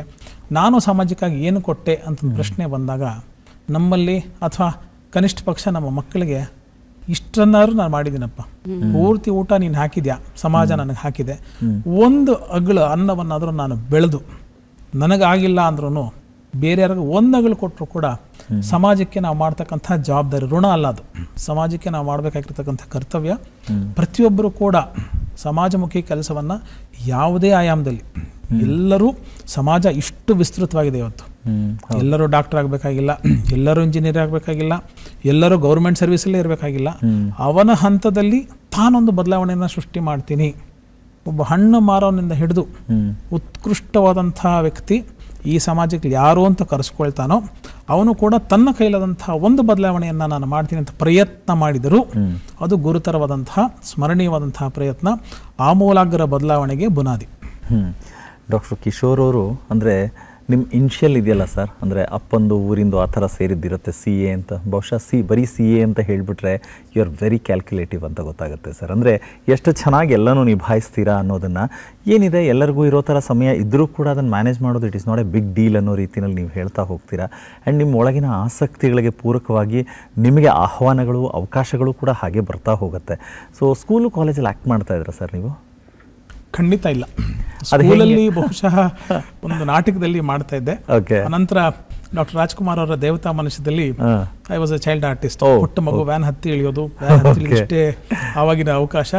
ಅಣ್ಣವ್ರನ್ನ ತುಂಬಾ ಹತ್ತಿರದಲ್ಲಿ ನೋಡ್ತಕ್ಕಂಥ ಮಹಾ ಸೌಭಾಗ್ಯ ಆವಾಗ ಒಬ್ಬ ವಿದ್ಯಾರ್ಥಿಯಾಗಿ ಸಿಕ್ಕಿದ್ದು. ಅದಾದ್ಮೇಲೆ ಸಿನಿಮಾ ವಲಯದಲ್ಲಿ ಅನೇಕರು ನನ್ನ ಆರೋಗ್ಯ ಸಾಧಕರಾಗಿ ಪರಿಚಯ ಆಗಿದ್ದು, ತುಂಬ ಕೆಲವೊಂದು ಸೀರಿಯಲ್ ಸಿನಿಮಾಗಳಲ್ಲಿ ಹವ್ಯಾಸಕ್ಕಾಗಿ, ನೆಮ್ಮದಿಗಾಗಿ, ಖುಷಿಗಾಗಿ ಅಥವಾ ಕೆಲವೊಮ್ಮೆ ಬೇರೆಯವ್ರಿಗಾಗಿ ನಟನೆ ಮಾಡ್ತಕ್ಕಂಥದ್ದು ಒಂದು ಸಾಂದರ್ಭಿಕವಾದಂತಹ ಅಂಶ ಹೊರತು ಅದೇನು ಮಹತ್ತರವಾದ ಜೀವನದ ಮಜಲಂತೂ ಅಲ್ಲ. ಇಲ್ಲ, ಬಟ್ ಆದ್ರೆ ಏನಂತ ಹೇಳಿದ್ರೆ ಒಬ್ಬ ವೈದ್ಯರಾಗಿ ಮುಖಾಮುಖಿಯಾಗಿ ಕೂರೋದು ಬೇರೆ. ಅದೇ ನೀವು ಮತ್ತೆ ತಿರ್ಗಾ ತುಂಬ ಒಬ್ಬ ಅದ್ಭುತ ವಾಗ್ಮಿಯಾಗಿ ವಿಚಾರಗಳನ್ನು ವಿನಿಮಯ ಮಾಡಬೇಕಾದ್ರೆ ಕ್ಯಾಮ್ರಾ ಮುಂದೆ ಕೂತಾಗ ಅದು ಇನ್ನೊಂದು ಅನುಭವ. ಆದರೆ ಒಬ್ಬ ನಟನಾಗಿ ಅಭಿನಯ ಮಾಡಬೇಕು ಅಂತ ಹೇಳಿದಾಗ ನಿಮ್ಮದಲ್ಲದನ್ನು ನೀವು ಅಲ್ಲಿ ಮಾಡಬೇಕಾಗತ್ತೆ. ಸೊ ಆ ಒಂದು ಪ್ರಕಾರ ಹೇಗಿತ್ತು ಅಂತ? ನಿಜ, ನನಗೆ ಅನೇಕ ಸಂದರ್ಭದಲ್ಲಿ ನನ್ನ ವೃತ್ತಿಗೆ ಪೂರಕವಾಗಿರತಕ್ಕಂಥ ಅವಕಾಶಗಳು ಸಿಗ್ತೇ ಹೊರತು ನಾನು ಈಗಲೂ ಬಯಸೋದು ನನಗೇನಾದರೂ ಅವಕಾಶಗಳು ಕೊಟ್ಟಿದ್ದ ಅದರಲ್ಲಿ ಬೇರೆ ಮಜಲಿನಲ್ಲಿ ಕೆಲಸ ಮಾಡಬೇಕು. ನನಗೆ ಇಷ್ಟವಾಗಿರದೇ ಇರತಕ್ಕಂಥ ಒಂದು ಪಾತ್ರವನ್ನು ನಾನು ಮಾಡಬೇಕು. ಶ್ರೀಸಾಮಾನ್ಯ ನನ್ನನ್ನು ಇನ್ನೊಂದು ಆಯಾಮದಲ್ಲಿ ಕೂಡ ನೋಡಿ ಒಬ್ಬ ನಟ ಅದರಲ್ಲಿ ಒಳ್ಳೆ ನಟ ಕೆಟ್ಟ ನಟ ಅಂತಿಲ್ಲ, ಒಳ್ಳೆ ಪಾತ್ರ ಕೆಟ್ಟ ಪಾತ್ರ ಅಂತಿಲ್ಲ, ಹೀರೋ ತುಂಬಾ ಉತ್ಕೃಷ್ಟ ಪಕ್ಕದಲ್ಲಿ ಮಾಡೋದು ತುಂಬಾ ನಿಕೃಷ್ಟ ಅಂತಲೂ ಇಲ್ಲ. ಒಬ್ಬ ನಟ ತಾನು ಎಷ್ಟು ಒಳ್ಳೆಯ ಪರ್ಫಾರ್ಮೆನ್ಸ್ ಅನ್ನ ಕೊಡ್ತಾನೆ ಅದಕ್ಕೆ ಅನುಗುಣವಾಗಿ ಅವನ ಮೇಲಿರ್ತಕ್ಕಂಥ ಅಭಿಮಾನ ಅಥವಾ ಹುಚ್ಚು ಅಂತೇನು ಕರಿತೀರಿ ಅದು ಗಮನೀಯವಾಗಿ ಗಣನೀಯವಾಗಿ ಬೆಳೀತಾ ಹೋಗುತ್ತೆ. ನಿಮ್ಮ ಪರ್ಫಾರ್ಮೆನ್ಸ್ ಇಲ್ಲ ಅಂದಾಗ ಡೆಫಿನೆಟ್ಲಿ ಆ ಒಂದು ಆಕರ್ಷಣೆ, ಆ ಒಂದು ಪ್ರೀತಿ ಒಲವು ಕಡಿಮೆ ಆಗ್ತಾ ಬರುತ್ತೆ. ಹಾಗಾಗಿ ಬೆಳೀತಕ್ಕಂಥವ್ರಿಗೆ ಯಾರೂ ಅಡ್ಡಿ ಆತಂಕಗಳಿಲ್ವೇ ಇಲ್ಲ. ಸರಸ್ವತಿ ಎಲ್ಲರನ್ನೂ ಕರೀತಾರೆ ಕಲಾದೇವಿ, ಕೆಲವೊಬ್ಬರು ಮಾತ್ರ ಆರಿಸ್ಕೋತಾಳೆ ಅಂತ ಹೇಳ್ತೀವಲ್ಲ, ಹಾಗೆ ಆರಿಸ್ಕೊಳ್ತಕ್ಕಂಥ ರೀತಿಯಲ್ಲಿ ನೀವು ಪ್ರಯೋಗಗಳಿಗೆ ನಿಮ್ಮ ಜೀವನವನ್ನು, ನಿಮ್ಮ ವ್ಯಕ್ತಿತ್ವವನ್ನು ವಿಕಸನಗೊಳಿಸ್ಕೊಂಡು ಅದಕ್ಕೆ ಒಂದು ದಾರಿದೀಪ ಮಾಡಿಕೊಟ್ರೆ ಅವಕಾಶಗಳು ಖಂಡಿತ ಸಿಗುತ್ತೆ ಅಂತ ಹೇಳ್ತೀವಿ. ಡಾಕ್ಟರ್ BM ಹೆಗ್ಡೆ ಅವರು ನಮಗೆ ಇದನ್ನೇ ಹೇಳ್ಕೊಟ್ಟಿರೋದು. ನನ್ನ ಗುರುಗಳಾಗ್ತಕ್ಕಂತಹ ಪದ್ಮಶ್ರೀ ಡಾಕ್ಟರ್ BM ಹೆಗ್ಡೆ ಅವರು, ಲೈಫ್ ಈಸ್ ಬ್ಯೂಟಿಫುಲ್, ನೀವು ಅದನ್ನು ಹೆಂಗೆ ಸ್ವೀಕರಿಸ್ತೀರಿ ಅದರ ಮೇಲೆ ನಿಮ್ಮ ಜೀವನ ಅವಲಂಬಿತವಾಗಿರುತ್ತೆ. ನೀವು ದ್ವೇಷದ ಕಣ್ಣಿನೆಲ್ಲ ನೋಡ್ತಾ ಇದ್ರೆ ಕಾಮಾಲಿಯ ಕಣ್ಣಿಗೆ ಕಂಡಿದಂಥ ಹಳದಿ ಅಂತ, ನೀವು ತುಂಬ ಪ್ರೀತಿಯಿಂದ ಸಹೃದಯದಿಂದ ಎಲ್ಲರೂ ನೋಡ್ತಾ ಇದ್ರೆ, ಇಲ್ಲರತಕ್ಕಂಥ ಒಳ್ಳೆಯ ಅಂಶಗಳನ್ನ ಮಾತ್ರ ತೊಗೊಂಡ್ರೆ ಅವ್ರಿಗೆ ಅನುಕೂಲ ಆಗುತ್ತೆ. ಸಮಾಜ ಸೇವೆ ಎಲ್ಲ ಪಕ್ಕದ ಮಾತು, ನೀವಂತೂ ನೆಮ್ಮದಿಯಾಗಿರ್ತೀರಿ. ಹಾಗಾಗಿ ನಾಳಿನ ಬಗ್ಗೆ ಭಯ ಇಲ್ಲ, ನಿನ್ನೆ ಬಗ್ಗೆ ಚಿಂತೆ ಇಲ್ಲ. ಇವತ್ತು ನನ್ನದು, ನಾಳೆಯೂ ಇವತ್ತಾಗಿರೋದ್ರಿಂದ ನಾಳೆಯೂ ನನ್ನದೇ, ಬದುಕು ಸುಲಲಿತ. ಆಯುರ್ವೇದ ಚಿಕಿತ್ಸಾ ಪದ್ಧತಿಯಲ್ಲಿ ಜನಸಾಮಾನ್ಯರಿಗೆ ಏನು ಪ್ರಶ್ನೆಗಳಿರಬಹುದು ಅನ್ನೋದೇ ಹೆಚ್ಚಾಗಿ ಕೇಳ್ತಾ ಇದ್ವಿ. ಯಾಕಂದ್ರೆ ಬಹಳಷ್ಟು ವರ್ಷಗಳಿಂದ ನಿಮ್ಮ ಒಂದು ಮಾತುಗಾರಿಕೆ ಆಗಿರ್ಬೋದು, ಮನೆ ಮದ್ದುಗಳನ್ನು ಹೇಳೋ ರೀತಿ ಆಗಿರ್ಬೋದು, ಅದನ್ನೆಲ್ಲ ಕೇಳ್ತಾ ಬಂದಾಗಿನಿಂದ ಡಾಕ್ಟರ್ ಕಿಶೋರ್ ಅವರ ವೃತ್ತಿ ಬದುಕಾಗ್ಲಿ ವೈಯಕ್ತಿಕ ಬದುಕಾಗ್ಲಿ ಆಯುರ್ವೇದ ಅನ್ನೋದು ಅಷ್ಟು ಬೆರೆತು ಹೋಗಿದೆ ಅನ್ನುವಂಥ ರೀತಿಯಲ್ಲಿ ನಾವು ನೋಡ್ತಾ ಇದ್ವಿ. ನೀವು ಎರಡನ್ನ ಬೇರೆ ಬೇರೆಯಾಗಿ ನೋಡೋ ರೀತಿಯ ಅಥವಾ ಹೇಗಿದೆ ದೃಷ್ಟಿಕೋನ ಅಂತ ಹೇಳ್ತೀರಿ? ಇಲ್ಲ, ನನಗೆ ನನ್ನ ವೈಯಕ್ತಿಕ ಬದುಕು ಆಯುರ್ವೇದನೇ, ಆಯುರ್ವೇದ ಬದುಕೇ ನನ್ನ ವೈಯಕ್ತಿಕ ಬದುಕು. ಹಾಗಾಗಿ ನನಗೆ ಯಾವುದೇ ವಿಧವಂಥ ಡಿಮಾರ್ಕೆಟೆಡ್ ಡಿಫ್ರೆನ್ಸು ನನ್ನ ಪರ್ಸ್ನಲ್ ಲೈಫ್ಗೆ, ನಾನು ಪೇಷಂಟ್ಸ್ ಜೊತೆಗೆ, ನನ್ನ ಆರೋಗ್ಯ ಸಾಧಕರ ಜೊತೆಗೆ ಊಟ ಮಾಡಿದ್ದೀನಿ. ನನ್ನ ಕಾರ್ನಲ್ಲಿ ಅವ್ರನ್ನೂ ಕರ್ಕೊಂಡೆಲ್ಲ ಬಸ್ ಸ್ಟಾಪ್ಗೋ, ಮೆಟ್ರೋಗೋ, ಟ್ರೈನ್ಗೋ ಬಿಡ್ತಕ್ಕಂಥ ವ್ಯವಸ್ಥೆಗಳು ಅನೇಕ ದಿನಗಳಾಗಿದೆ. ನಾನೆಲ್ಲರೂ ಹೋಗ್ಬೇಕಾದ್ರೆ ಒಂಚೂರು ಬಿಟ್ಬಿಡಿ ಅಣ್ಣ ಅಂತ ಅವ್ರ ಜೊತೆ ಗಾಡಿನಲ್ಲಿ ಅವರು ವಾಹನದಲ್ಲಿ ಹೋಗಿರೋದು ಇದೆ. ಅವ್ರ ಊಟವನ್ನು ನಾನು ಮಾಡಿದ್ದು ಇದೆ, ನನ್ನ ಊಟ ಅವ್ರ ಜೊತೆ ಹಂಚ್ಕೊಂಡಿದ್ದು ಇದೆ, ಜಗಳ ಆಡಿದ್ದು ಇದೆ, ಪ್ರೀತಿ ಮಾಡಿದ್ದು ಇದೆ. ಎಲ್ಲವೂ ಬದುಕಿನಲ್ಲಿ ನಾನು ಅನುಭವಿಸ್ತಾ ಇರೋದ್ರಿಂದ ನನಗೆ ಅವ್ರೇನು ಬೇರೆ ಅಂತ ಅನ್ಸೋದೇ ಇಲ್ಲ. ನಾನು ಇರೋದು ಹಾಗೆ, ನನ್ನ ಅವ್ರು ಬೇರೆ ಅಂತ ಅನ್ಸ್ಕೊಳ್ಳೋದು ಇಲ್ಲ. ಆಮೇಲೆ ನಾನು ಇವತ್ತಿಗೂ ಹೇಳೋದು, ಒಂದು ಡಾಕ್ಟ್ರು ಮತ್ತು ಆರೋಗ್ಯ ಸಾಧಕನ ನಡುವೆ ಒಂದು ನೇರ ಸಂಪರ್ಕ ಇರಬೇಕು. ಎಷ್ಟೋ ಸಮಸ್ಯೆಗಳು ಮಗು ಅಪ್ಪ ಅಮ್ಮಂಗೆ ಹೇಳೋಕ್ಕಾಗದೇ ಇರೋದು ಡಾಕ್ಟ್ರ್ ಹತ್ರ ಹೇಳುತ್ತೆ. ಗಂಡ ಹೆಂಡತಿ ಅಥವಾ ಹೆಂಡತಿ ಗಂಡಂಗೆ ಹೇಳೋಕ್ಕಾಗದೇ ಇರೋ ಸಮಸ್ಯೆ ಡಾಕ್ಟ್ರ್ ಹತ್ರ ಹೇಳ್ತಾರೆ. ಮಕ್ಕಳು ತಂದೆ ತಾಯಿಗೆ ಹೇಳ್ತಾ ಇರೋದು ಅಥವಾ ತಂದೆ ತಾಯಿ ಮಕ್ಕಳಿಗೆ ಹೇಳ್ತಾ ಇರತಕ್ಕಂಥ ಸಮಸ್ಯೆ ಡಾಕ್ಟ್ರ್ ಹತ್ರ ಹೇಳ್ತಾರೆ. ಅದರ ಅರ್ಥ ಏನು? ಇಂಥ ವಿಶೇಷವಾದಂಥ ಸ್ಥಾನವನ್ನು ತಮ್ಮ ಮನಸ್ಸಿನಲ್ಲಿ ನಿಮಗಾಗಿ ಇಟ್ಟಿದ್ದಾರೆ. ಸುಮ್ಮನೆ ಹಾಗೆ ಈಸಿಯಾಗಿ ನಂಬಲಿಕ್ಕೆ ಸಾಧ್ಯ ಇಲ್ಲ. ಯಾಕೆ ಡಾಕ್ಟರ್ಗಳ ಹತ್ರ ಹೋಗ್ತೀವಿ ಅಂದರೆ, ಏನೋ ಒಂದು value added benefit. What is our USP? ತುಂಬ ಪ್ರೀತಿಯಿಂದ ಸರಿ ಹೋಗೋದು ಬಿಡ್ರಿ, ನಾನಿದ್ದೀನಿ ನಿಮ್ಮ ಜೊತೆಗೆ, ನಾನು ನಿಮ್ಮ ಜೊತೆಗೆ ಇದ್ದೀನಿ ಅಂತಕ್ಕಂಥ ಒಂದು ಧೈರ್ಯ ಇದೆಯಲ್ಲ, ಅದು ಎಕ್ಸ್ಕ್ಲೇಟ್ ಮಾಡುತ್ತೆ ಅವ್ರ ಕಾನ್ಫಿಡೆನ್ಸ್ ಲೆವೆಲ್ನ, ಅದು ಎನ್ಹ್ಯಾನ್ಸ್ ಮಾಡುತ್ತೆ ಅವ್ರ ಸೆಲ್ಫ್ ಕಾನ್ಫಿಡೆನ್ಸನ್ನು. ಇದು ಒಂದ್ಸಲಿ ಮಾಡಿಬಿಟ್ಟಾಗ ಆ ಆರೋಗ್ಯ ಸಾಧಕ ಸಮಸ್ಯೆಯಿಂದ ಏನು ಬಂದಿರ್ತಾರಲ್ಲ, ನನಗೆ ಯಾರೋ ಒಬ್ರು ಇದಾರಪ್ಪ ಅಂತ ಧೈರ್ಯ ಬರಬೇಕು. ಆ ಬೆನ್ನು ತಡ್ತಕ್ಕಂಥ ಕೆಲಸ ಆಗಬೇಕು. ಉದಾಹರಣೆ, ನೀವು ಪರೀಕ್ಷೆಗೆ ಹೋಗ್ತಿರ್ತೀರಿ, ಎಲ್ಲ ಸಿದ್ಧತೆಗಳು ಮಾಡ್ಕೊಂಡಿರ್ತೀರಿ, ಇನ್ನೇನು ಕ್ವಶನ್ ಪೇಪರ್ ಬರಬೇಕು ಅಂದಾಗ ಒಂದು ಭಯ ಇರುತ್ತೆ. ಏನೋ ಗೊತ್ತಿಲ್ಲದಿರೋ ಕ್ವಶನ್ ಬಂದ್ಬಿಟ್ರೆ ಹೇಗಪ್ಪ ಭವಿಷ್ಯ ಅಂತ. ನಿಮ್ಗೆ ಇಷ್ಟವಾಗಿರ್ತಕ್ಕಂಥ ಮೇಷ್ಟು ಒಂದ್ಸಲಿ ಹಿಂಗೆ ಬೆನ್ನು ತಟ್ಟಿ, ಆಲ್ ದ ಬೆಸ್ಟ್, ಚೆನ್ನಾಗಿ ಮಾಡ್ತೀವಿ, ಹೋಗಿ ನಿಮಗೆಲ್ಲ ಬರುತ್ತೆ ಅಂತ. ಅವ್ರು ಹೇಳಿದ್ದಕ್ಕೋಸ್ಕರ ಪ್ರಶ್ನೆ ಚೆನ್ನಾಗಿ ಬರಲ್ಲ, ಬರೋ ಎಲ್ಲ ಪ್ರಶ್ನೆಗಳು ಹೇಳಿದ್ರಿಂದ ನಿಮ್ಮ ಆತ್ಮವಿಶ್ವಾಸ ಜಾಸ್ತಿಯಾಗಿ 80 ಬರೋನಿಗೆ 100 ಬರಲಿಕ್ಕೆ ಆ ಒಂದು ಸ್ಮಾಲ್ ಡಿಫ್ರೆನ್ಸ್ ಆಫ್ ಸಪೋರ್ಟ್ ಇದೆಯಲ್ಲ, ಅದು ನಿಮ್ಮನ್ನ ಆ ಹಂತಕ್ಕೆ ತೊಗೊಂಡೋಗುತ್ತೆ. ಡಾಕ್ಟರ್ಗಳ ಜವಾಬ್ದಾರಿ ಅದು. ಧೈರ್ಯ ತುಂಬಬೇಕು. ಯಾರು ಡಾಕ್ಟರ್ಗಳು 10 ವರ್ಷಕ್ಕೆ ಸಾಯೋನ 100 ವರ್ಷದಕ್ಕೂ ಆಯುಷ್ಯನ ಎಳೆದು ಬಿಡ್ತೀವಿ. ಏನೋ 5ನೇ ಸ್ಟೇಜ್ ಕ್ಯಾನ್ಸರು 4ನೇ ಸ್ಟೇಜ್ ಕ್ಯಾನ್ಸರ್ ಇದ್ದವನಿಗೆ ರಾಮಬಾಣ ಔಷಧಿ ಕೊಟ್ಬಿಟ್ಟು ನಾಳೆ ಬೆಳಗ್ಗೆ ಅವನಿಗೆ ಮರುಸಂಜೀವಿನಿ ಔಷಧ ಕ್ರಿಯೇಟ್ ಮಾಡಿಬಿಟ್ಟು 100 ವರ್ಷ ಬದುಕಿಸ್ಬಿಡ್ತೀವಿ ಅಂತ ಬಾಂಡ್ ಪೇಪರ್ ಬರ್ಕೊಡ್ತೀವಿ. ಇದು ಯಾವುದೂ ಮಾಡ್ಲಿಕ್ಕೆ ಸಾಧ್ಯ ಇಲ್ಲ. ನಾನು ನಿನ್ನ ಜೊತೆಗಿದ್ದೀನಿ, ನಿನ್ನ ಕಷ್ಟಕ್ಕೆ ನಾನಿದ್ದೀನಿ, ನಾನೂ ನಿನ್ನ ಸಮಸ್ಯೆಯ ಭಾಗಿ ಅಂತ ತೋರಿಸ್ಬಿಟ್ಟಾಗ ಬೇಗ ಸ್ಪಂದಿಸ್ತಾನೆ. ಬಾಡಿ ಹಾರ್ಮೋನ್ಸು, ಇನ್ನರ್ ಆರ್ಗನ್ಸು ತುಂಬ ಚೆನ್ನಾಗಿ ರಿಯಾಕ್ಟ್ ಆಗುತ್ತೆ. ತನ್ನ ಮನಸ್ಸು ನಿಮ್ಮ ಕಡೆ ವಾಲ್ಬಿಟ್ಟಾಗ ಬೆಂಬಲ ತಾನು ನಿಮಗೆ ಕೊಡ್ತಾ ಇದೆ ಅಂತ. Patients cooperation is the first line of success ಅಂತ ಕರಿತೀವಿ. ನೀವೇನೇ ಕೊಟ್ಟರು ನಾನು ತೊಗೊಳ್ಳಲ್ಲ, ನೀವು ಹಾಸ್ಪಿಟ್ಲಿಗೂ ನಾನು ಹೋಗಲ್ಲ, ಡಾಕ್ಟರ್ ಹತ್ರ ನಾನು ತೋರಿಸ್ಕೊಳ್ಳಲ್ಲ ಅಂತ ಸ್ಟಬರ್ನ ಕೂತ್ಬಿಟ್ರೆ ಯಾವ ಔಷಧಿಯೂ ಕೆಲಸ ಮಾಡಲ್ಲ.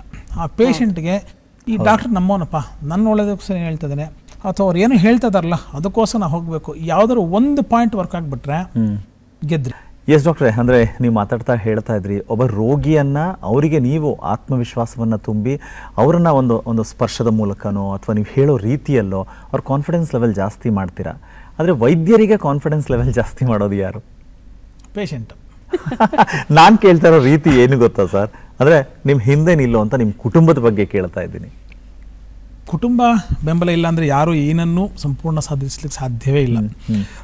ನನ್ನ ತಂದೆ ತಾಯಿ ಅವರು ವೈದ್ಯರಾಗಿರೋದ್ರಿಂದ, ನನ್ನ ತಾತ ಕೂಡ ಇದೇ ವೈದ್ಯಕೀಯ ವೃತ್ತಿಯಲ್ಲಿ ನಿವೃತ್ತರಾಗಿ ಈಗ 100 ವರ್ಷವನ್ನು ಮುಟ್ತಕ್ಕಂಥ ಹೊಸಲಿರ್ತಕ್ಕಂಥವರಾಗಿರೋದ್ರಿಂದ ಆ ಮಾರ್ಗದರ್ಶನ, ಬೆಂಬಲ, ವೃತ್ತಿಪರ ನೈತಿಕ ಬೆಂಬಲ ಸಂಪೂರ್ಣವಾಗಿ ಸಿಕ್ಕಿದ್ದು ನನ್ನ ಸುಕೃತ ಸೌಭಾಗ್ಯ ಅಂತ ನಾನು ಸದಾಕಾಲ ಭಾವಿಸ್ತೇನೆ. ಇದನ್ನು ಅನೇಕ ಸಂದರ್ಭದಲ್ಲೂ ಕೂಡ ಹೇಳಿದ್ದೀನಿ.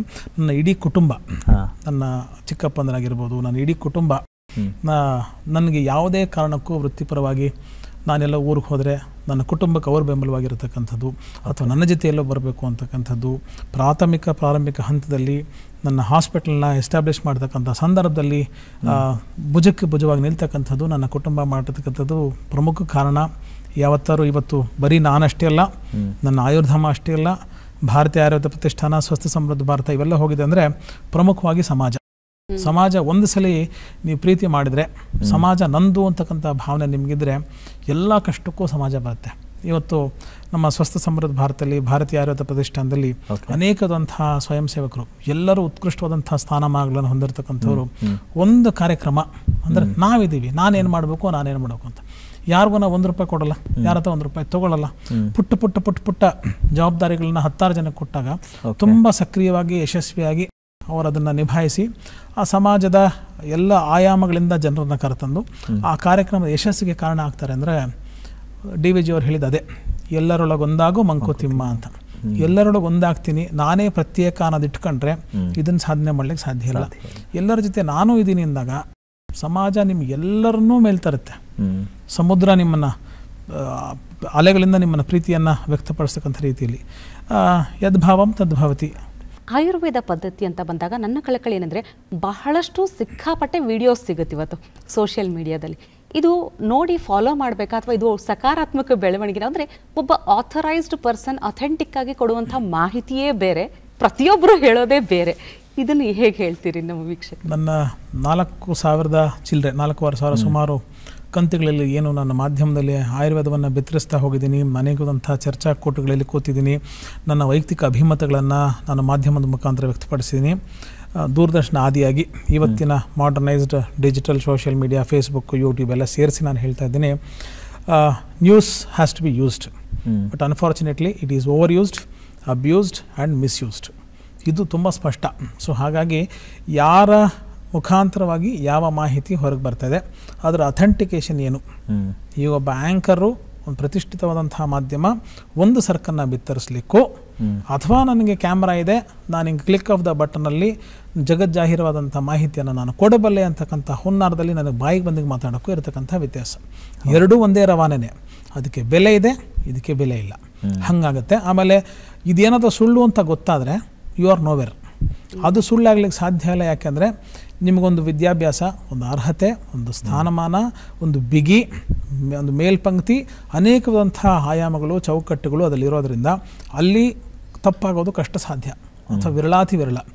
ಇಲ್ಲಿ ತಪ್ಪಾಗ್ತಕ್ಕಂಥದ್ದು ಸೋಷಿಯಲ್ ಮೀಡಿಯಲ್ಲಿ ಸರ್ವೇ ಸಾಮಾನ್ಯವಾಗಿ ಜಾಸ್ತಿ. ಹಾಗಾಗಿ ತುಂಬ ಶ್ರೀಸಾಮಾನ್ಯ ಜವಾಬ್ದಾರಿಯಾಗಿ ಯಾವ ಮಾಹಿತಿಯನ್ನು ಎಲ್ಲಿ, ಯಾಕೆ, ಎಷ್ಟು, ಹೇಗೆ ಪಡಿತೀನಿ, ಅದರ ಅಥೆಂಟಿಸಿಟಿ ಏನು ಅಂತ ಅರ್ಥ ಮಾಡಿಕೊಂಡು ಆ ಮಾಹಿತಿಯನ್ನು ಸ್ವೀಕರಿಸಿದ್ರೆ ಅವನಿಗೆ ಉತ್ತಮ, ಸಮಾಜಕ್ಕೂ ಉತ್ತಮ ಅಂತ ನಾನು ಹೇಳ್ತೇನೆ. ಡಾಕ್ಟರ್, ಇನ್ನು ಒಬ್ಬ ನಿರೂಪಕರಾಗಿ ಕೂಡ ಅಂದರೆ ಇದೇ ಚಂದನದಲ್ಲಿ ದೂರದರ್ಶನದಲ್ಲಿ ಕೂತು ನೀವು ಮಾತಾಡಿದ್ದುಂಟು, ಆದರೆ ಇವತ್ತು ಒಬ್ಬ ಅತಿಥಿಯಾಗಿ ಕೂತ್ಕೊಂಡಾಗ ಈ ಮನೆ ಅಥವಾ ಈ ಸಂದರ್ಭ ಹೇಗೆ ಅನ್ನಿಸ್ತಾ ಇದೆ?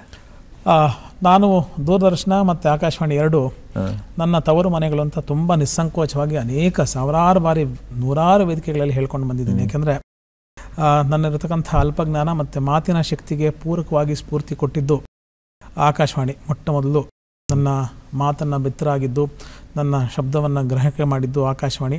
ತದನಂತರ ಸುಮಾರು 2000 ಇಸ್ವಿ 22-23 ವರ್ಷಗಳ ಕೆಳಗೆ ನನ್ನ ಮೊಟ್ಟ ಮೊದಲ ಕಾರ್ಯಕ್ರಮ ಬಿತ್ತರವಾಗಿದ್ದು ಕೂಡ ಚಂದನ ದೂರದರ್ಶನದಲ್ಲಿ ಕೂಡ ಅಂತ. ಸೊ ಹಾಗಾಗಿ ಅಂದಿನಿಂದ ಇವತ್ತಿನವರೆಗೂ ಏನೆಲ್ಲ ಮಾಧ್ಯಮದ ನನ್ನ ಪ್ರೆಸೆನ್ಸ್ ಇದೆ ಅದಕ್ಕೆ ಬುನಾದಿ ಮತ್ತು ಬೆಂಬಲ ಚಂದನ, ದೂರದರ್ಶನ, ಆಕಾಶವಾಣಿ ನಿತ್ಯ ನಿರಂತರ ನನಗೆ ಕೊಡ್ತಾ ಬರ್ತದಕ್ಕೆ ನನ್ನ ಆಭಾರ, ಮನ್ನಣೆ ಮತ್ತು ಕೃತಜ್ಞತೆ ಸದಾಕಾಲ ಸರ್ವಕಾಲ ಇದೆ. ಹಾಗಾಗಿ ನಾನು ಆಕಾಶವಾಣಿ ಮತ್ತು ದೂರದರ್ಶನದಲ್ಲಿ ಯಾವುದೇ ಕಾರ್ಯಕ್ರಮ ಕರೆದಾಗ ಬರಬೇಕು ಅಂದಾಗ ಅದನ್ನು ಆಮಂತ್ರಣ ಅಂತ ಪರಿಭಾವಿಸೋದಿಲ್ಲ, ಅದನ್ನು ಆದೇಶ ಅಂತ ಪರಿಭಾವಿಸ್ತೇನೆ. ಕರೆದ ತಕ್ಷಣ ಅದು ಬರಬೇಕಾದ ನಮ್ಮ ಕರ್ತವ್ಯ. ಯಾವುದೇ ಮಾತನಾಡದೆ ಅವರ ಸಮಯಕ್ಕೆ ಬಂದು ನನ್ನ ಗೊತ್ತಿರತಕ್ಕಂಥ ಜ್ಞಾನವನ್ನು ಹಂಚಿಕೊಳ್ಳಿಕ್ಕೆ ಸದಾಕಾಲ ಖುಷಿ ಪಡ್ತೇನೆ. ಇಲ್ಲಿ ಹಾಕಿರ್ತಕ್ಕಂಥ ಬುನಾದಿ 4,500 ಕಂತಿಗೆ ದಾರಿ ಮಾಡಿಕೊಟ್ಟಿದೆ. ಎಷ್ಟು ಜನಕ್ಕೆ ಅನುಕೂಲ ಆಗಿದೆ, ನನಗೆಷ್ಟು ಆತ್ಮಸ್ಥೈರ್ಯ ಕೊಟ್ಟಿದೆ. ಅದರ ಯಶಸ್ಸು, ಕೀರ್ತಿ ಖಂಡಿತ ಚಂದನಕ್ಕೆ ಹೋಗುತ್ತೆ, ಅದ್ರ ಬಗ್ಗೆ ಎರಡನೇ ಮಾತಿಲ್ಲ. ನಿರೂಪಕನಾಗಿ ಅವಕಾಶ ಮಾಡಿಕೊಟ್ಟಿದ್ದು ಕೂಡ ಮೊಟ್ಟ ಮೊದಲ ಹಂತದಲ್ಲಿ ನನಗೆ ದೂರದರ್ಶನವೇ ಹೌದು. ಅದು ಯಾವ ಹಂತಕ್ಕೆ ನನಗೆ ಅನುಕೂಲ ಆಯಿತು ಅಂದರೆ, ಒಂದು ಖಾಸಗಿ ವಾಹಿನಿಯಲ್ಲಿ ಜಗದ್ವಿಖ್ಯಾತದಂಥ ವೈದ್ಯ ಶ್ರೇಷ್ಠರಂಥ ಡಾಕ್ಟರ್ BM ಹೆಗ್ಡೆ ಅವರನ್ನು ಪ್ರಶ್ನೆ ಮಾಡಿ ಉತ್ತರವನ್ನು ಸ್ವೀಕರಿಸಿ ಜನಕ್ಕೆ ಕೊಡ್ತಕ್ಕಂಥ ಒಂದು ಸುಕೃತ ಸೌಭಾಗ್ಯ ಬದುಕಿನಲ್ಲಿ ಯಾರಿಗಾದರೂ ಇದೆ ಒಬ್ಬ ವೈದ್ಯನಿಗೆ ಪ್ರಮುಖ ವಾಹಿನಿಗಳಲ್ಲಿ ಅಂದರೆ ಅದು ನನಗೆ ಮಾತ್ರ ಸಿಕ್ಕಿರ್ತಕ್ಕಂಥದ್ದು. ಹಾಗಾಗಿ ವಾಹಿನಿಗಳಿಗೆ ಪ್ರಮುಖವಾಗಿ ನನ್ನ ಗುರುಗಳಾಗಿರ್ತಕ್ಕಂಥ ಡಾಕ್ಟರ್ BM ಹೆಗ್ಡೆ ಅವ್ರಿಗೂ ಕೂಡ ನಾನು ವಿಶೇಷ ಸ್ಮರಣೆ ಮತ್ತು ನಮನಗಳನ್ನು ಈ ಸಂದರ್ಭದಲ್ಲಿ ಅರ್ಪಿಸ್ಲಿಕ್ಕೆ ಇಷ್ಟಪಡ್ತೀನಿ. ಯಾಕಂದರೆ ನೀವು ಮಾತಾಡಿ ಖರ್ಚಾಗಿಬಿಡುತ್ತೆ. ಪ್ರತಿನಿತ್ಯ ಸರ್ಕ್ ಬೇಕು ಅಂದಾಗ ಕಿವಿಗಳು ತುಂಬ ಓಪನ್ ಆಗಿರಬೇಕು, ಕಣ್ಣುಗಳು ತುಂಬ ಓಪನ್ ಆಗಿರಬೇಕು. ವಿಷಯ ಗ್ರಹಣೆ ಕಣ್ಣಿನಿಂದ ಕಿವಿಯಿಂದ ಎಷ್ಟು ಜಾಸ್ತಿ ಮಾಡ್ತಿರೋ ಅಷ್ಟನ್ನು ಮಾತ್ರ ನಿಮ್ಮ ಬಾಯಿನಿಂದ ಹೊರಗೆ ಹಾಕ್ಲಿಕ್ಕೆ ಸಾಧ್ಯ. ಖಂಡಿತವಾಗಿಯೂ ಡಾಕ್ಟರ್, ಯಾಕಂದ್ರೆ ತಾವೇ ಹೇಳಿದ ಹಾಗೆ ಕಾರ್ಯಕ್ರಮದುದ್ದಕ್ಕೂ ಅಷ್ಟೇ ಸೊಗಸಾಗಿ ಮಾತನಾಡಿದ್ದೀರಿ, ತಮ್ಮಲ್ಲಿರುವಂಥ ಜ್ಞಾನವನ್ನು ಹಂಚಿದ್ದೀರಿ, ಉಪಯುಕ್ತ ಮಾಹಿತಿಗಳನ್ನು ಕೊಟ್ಟಿದ್ದೀರಿ. ತಮಗೆ ಚಂದನ ವಾಹಿನಿಯ ಪರವಾಗಿ, ವಾರದ ಅತಿಥಿ ಕಾರ್ಯಕ್ರಮದ ಪರವಾಗಿ ಹೃತ್ಪೂರ್ವಕ ಕೃತಜ್ಞತೆಗಳು ಡಾಕ್ಟರ್. ತಮಗೂ ಮತ್ತು ವಾಹಿನಿಗೂ ನಮಸ್ಕಾರಗಳು. ವೀಕ್ಷಕರೇ, ನೋಡಿದ್ರಲ್ಲ ಆಯುರ್ವೇದ ಪದ್ಧತಿ ಅನ್ನೋದು ಎಷ್ಟು ಮೌಲ್ಯಯುತವಾದದ್ದು. ಅಂದರೆ ಒಂದು ಬದುಕಿನಲ್ಲಿ ನಾವು ಹೆಜ್ಜೆ ಹಾಕಬೇಕಾದ್ರೆ ಯಾವುದನ್ನು ಹೇಗೆ ಎಂಥ ಸಂದರ್ಭಗಳಲ್ಲಿ ಬಳಸಬೇಕು ಅನ್ನೋದನ್ನು ಯಾವ ವ್ಯಕ್ತಿಯ ಮೂಲಕ ಸರಿಯಾಗಿ ತಿಳ್ಕೊಳ್ಬೇಕು ಅನ್ನೋದು ಸರಿಯಾದ ರೀತಿಯಲ್ಲಿ ನಮಗೆ ತಿಳಿದಾಗ ಮಾತ್ರ ಅದು ನಮಗೆ ಸಫಲತೆಯನ್ನು ಅಥವಾ ಫಲಿತಾಂಶವನ್ನು ಸರಿಯಾಗಿ ಕೊಡುತ್ತೆ ಅಂತ. ಈ ರೀತಿಯ ಒಂದಷ್ಟು ಮಾಹಿತಿದಾಯಕವಾದಂಥ ಸಂಚಿಕೆ ಇದಾಗಿತ್ತು ಅಂತ ನಾನು ಅಂದ್ಕೊಳ್ತಾ ಮತ್ತೊಂದು ಆಕರ್ಷಣೀಯವಾದಂಥ ಸಂಚಿಕೆಯ ಜೊತೆಗೆ ಮುಂದಿನ ಸಂಚಿಕೆಯಲ್ಲಿ ಭೇಟಿಯಾಗ್ತೀವಿ. ನಮಸ್ಕಾರ.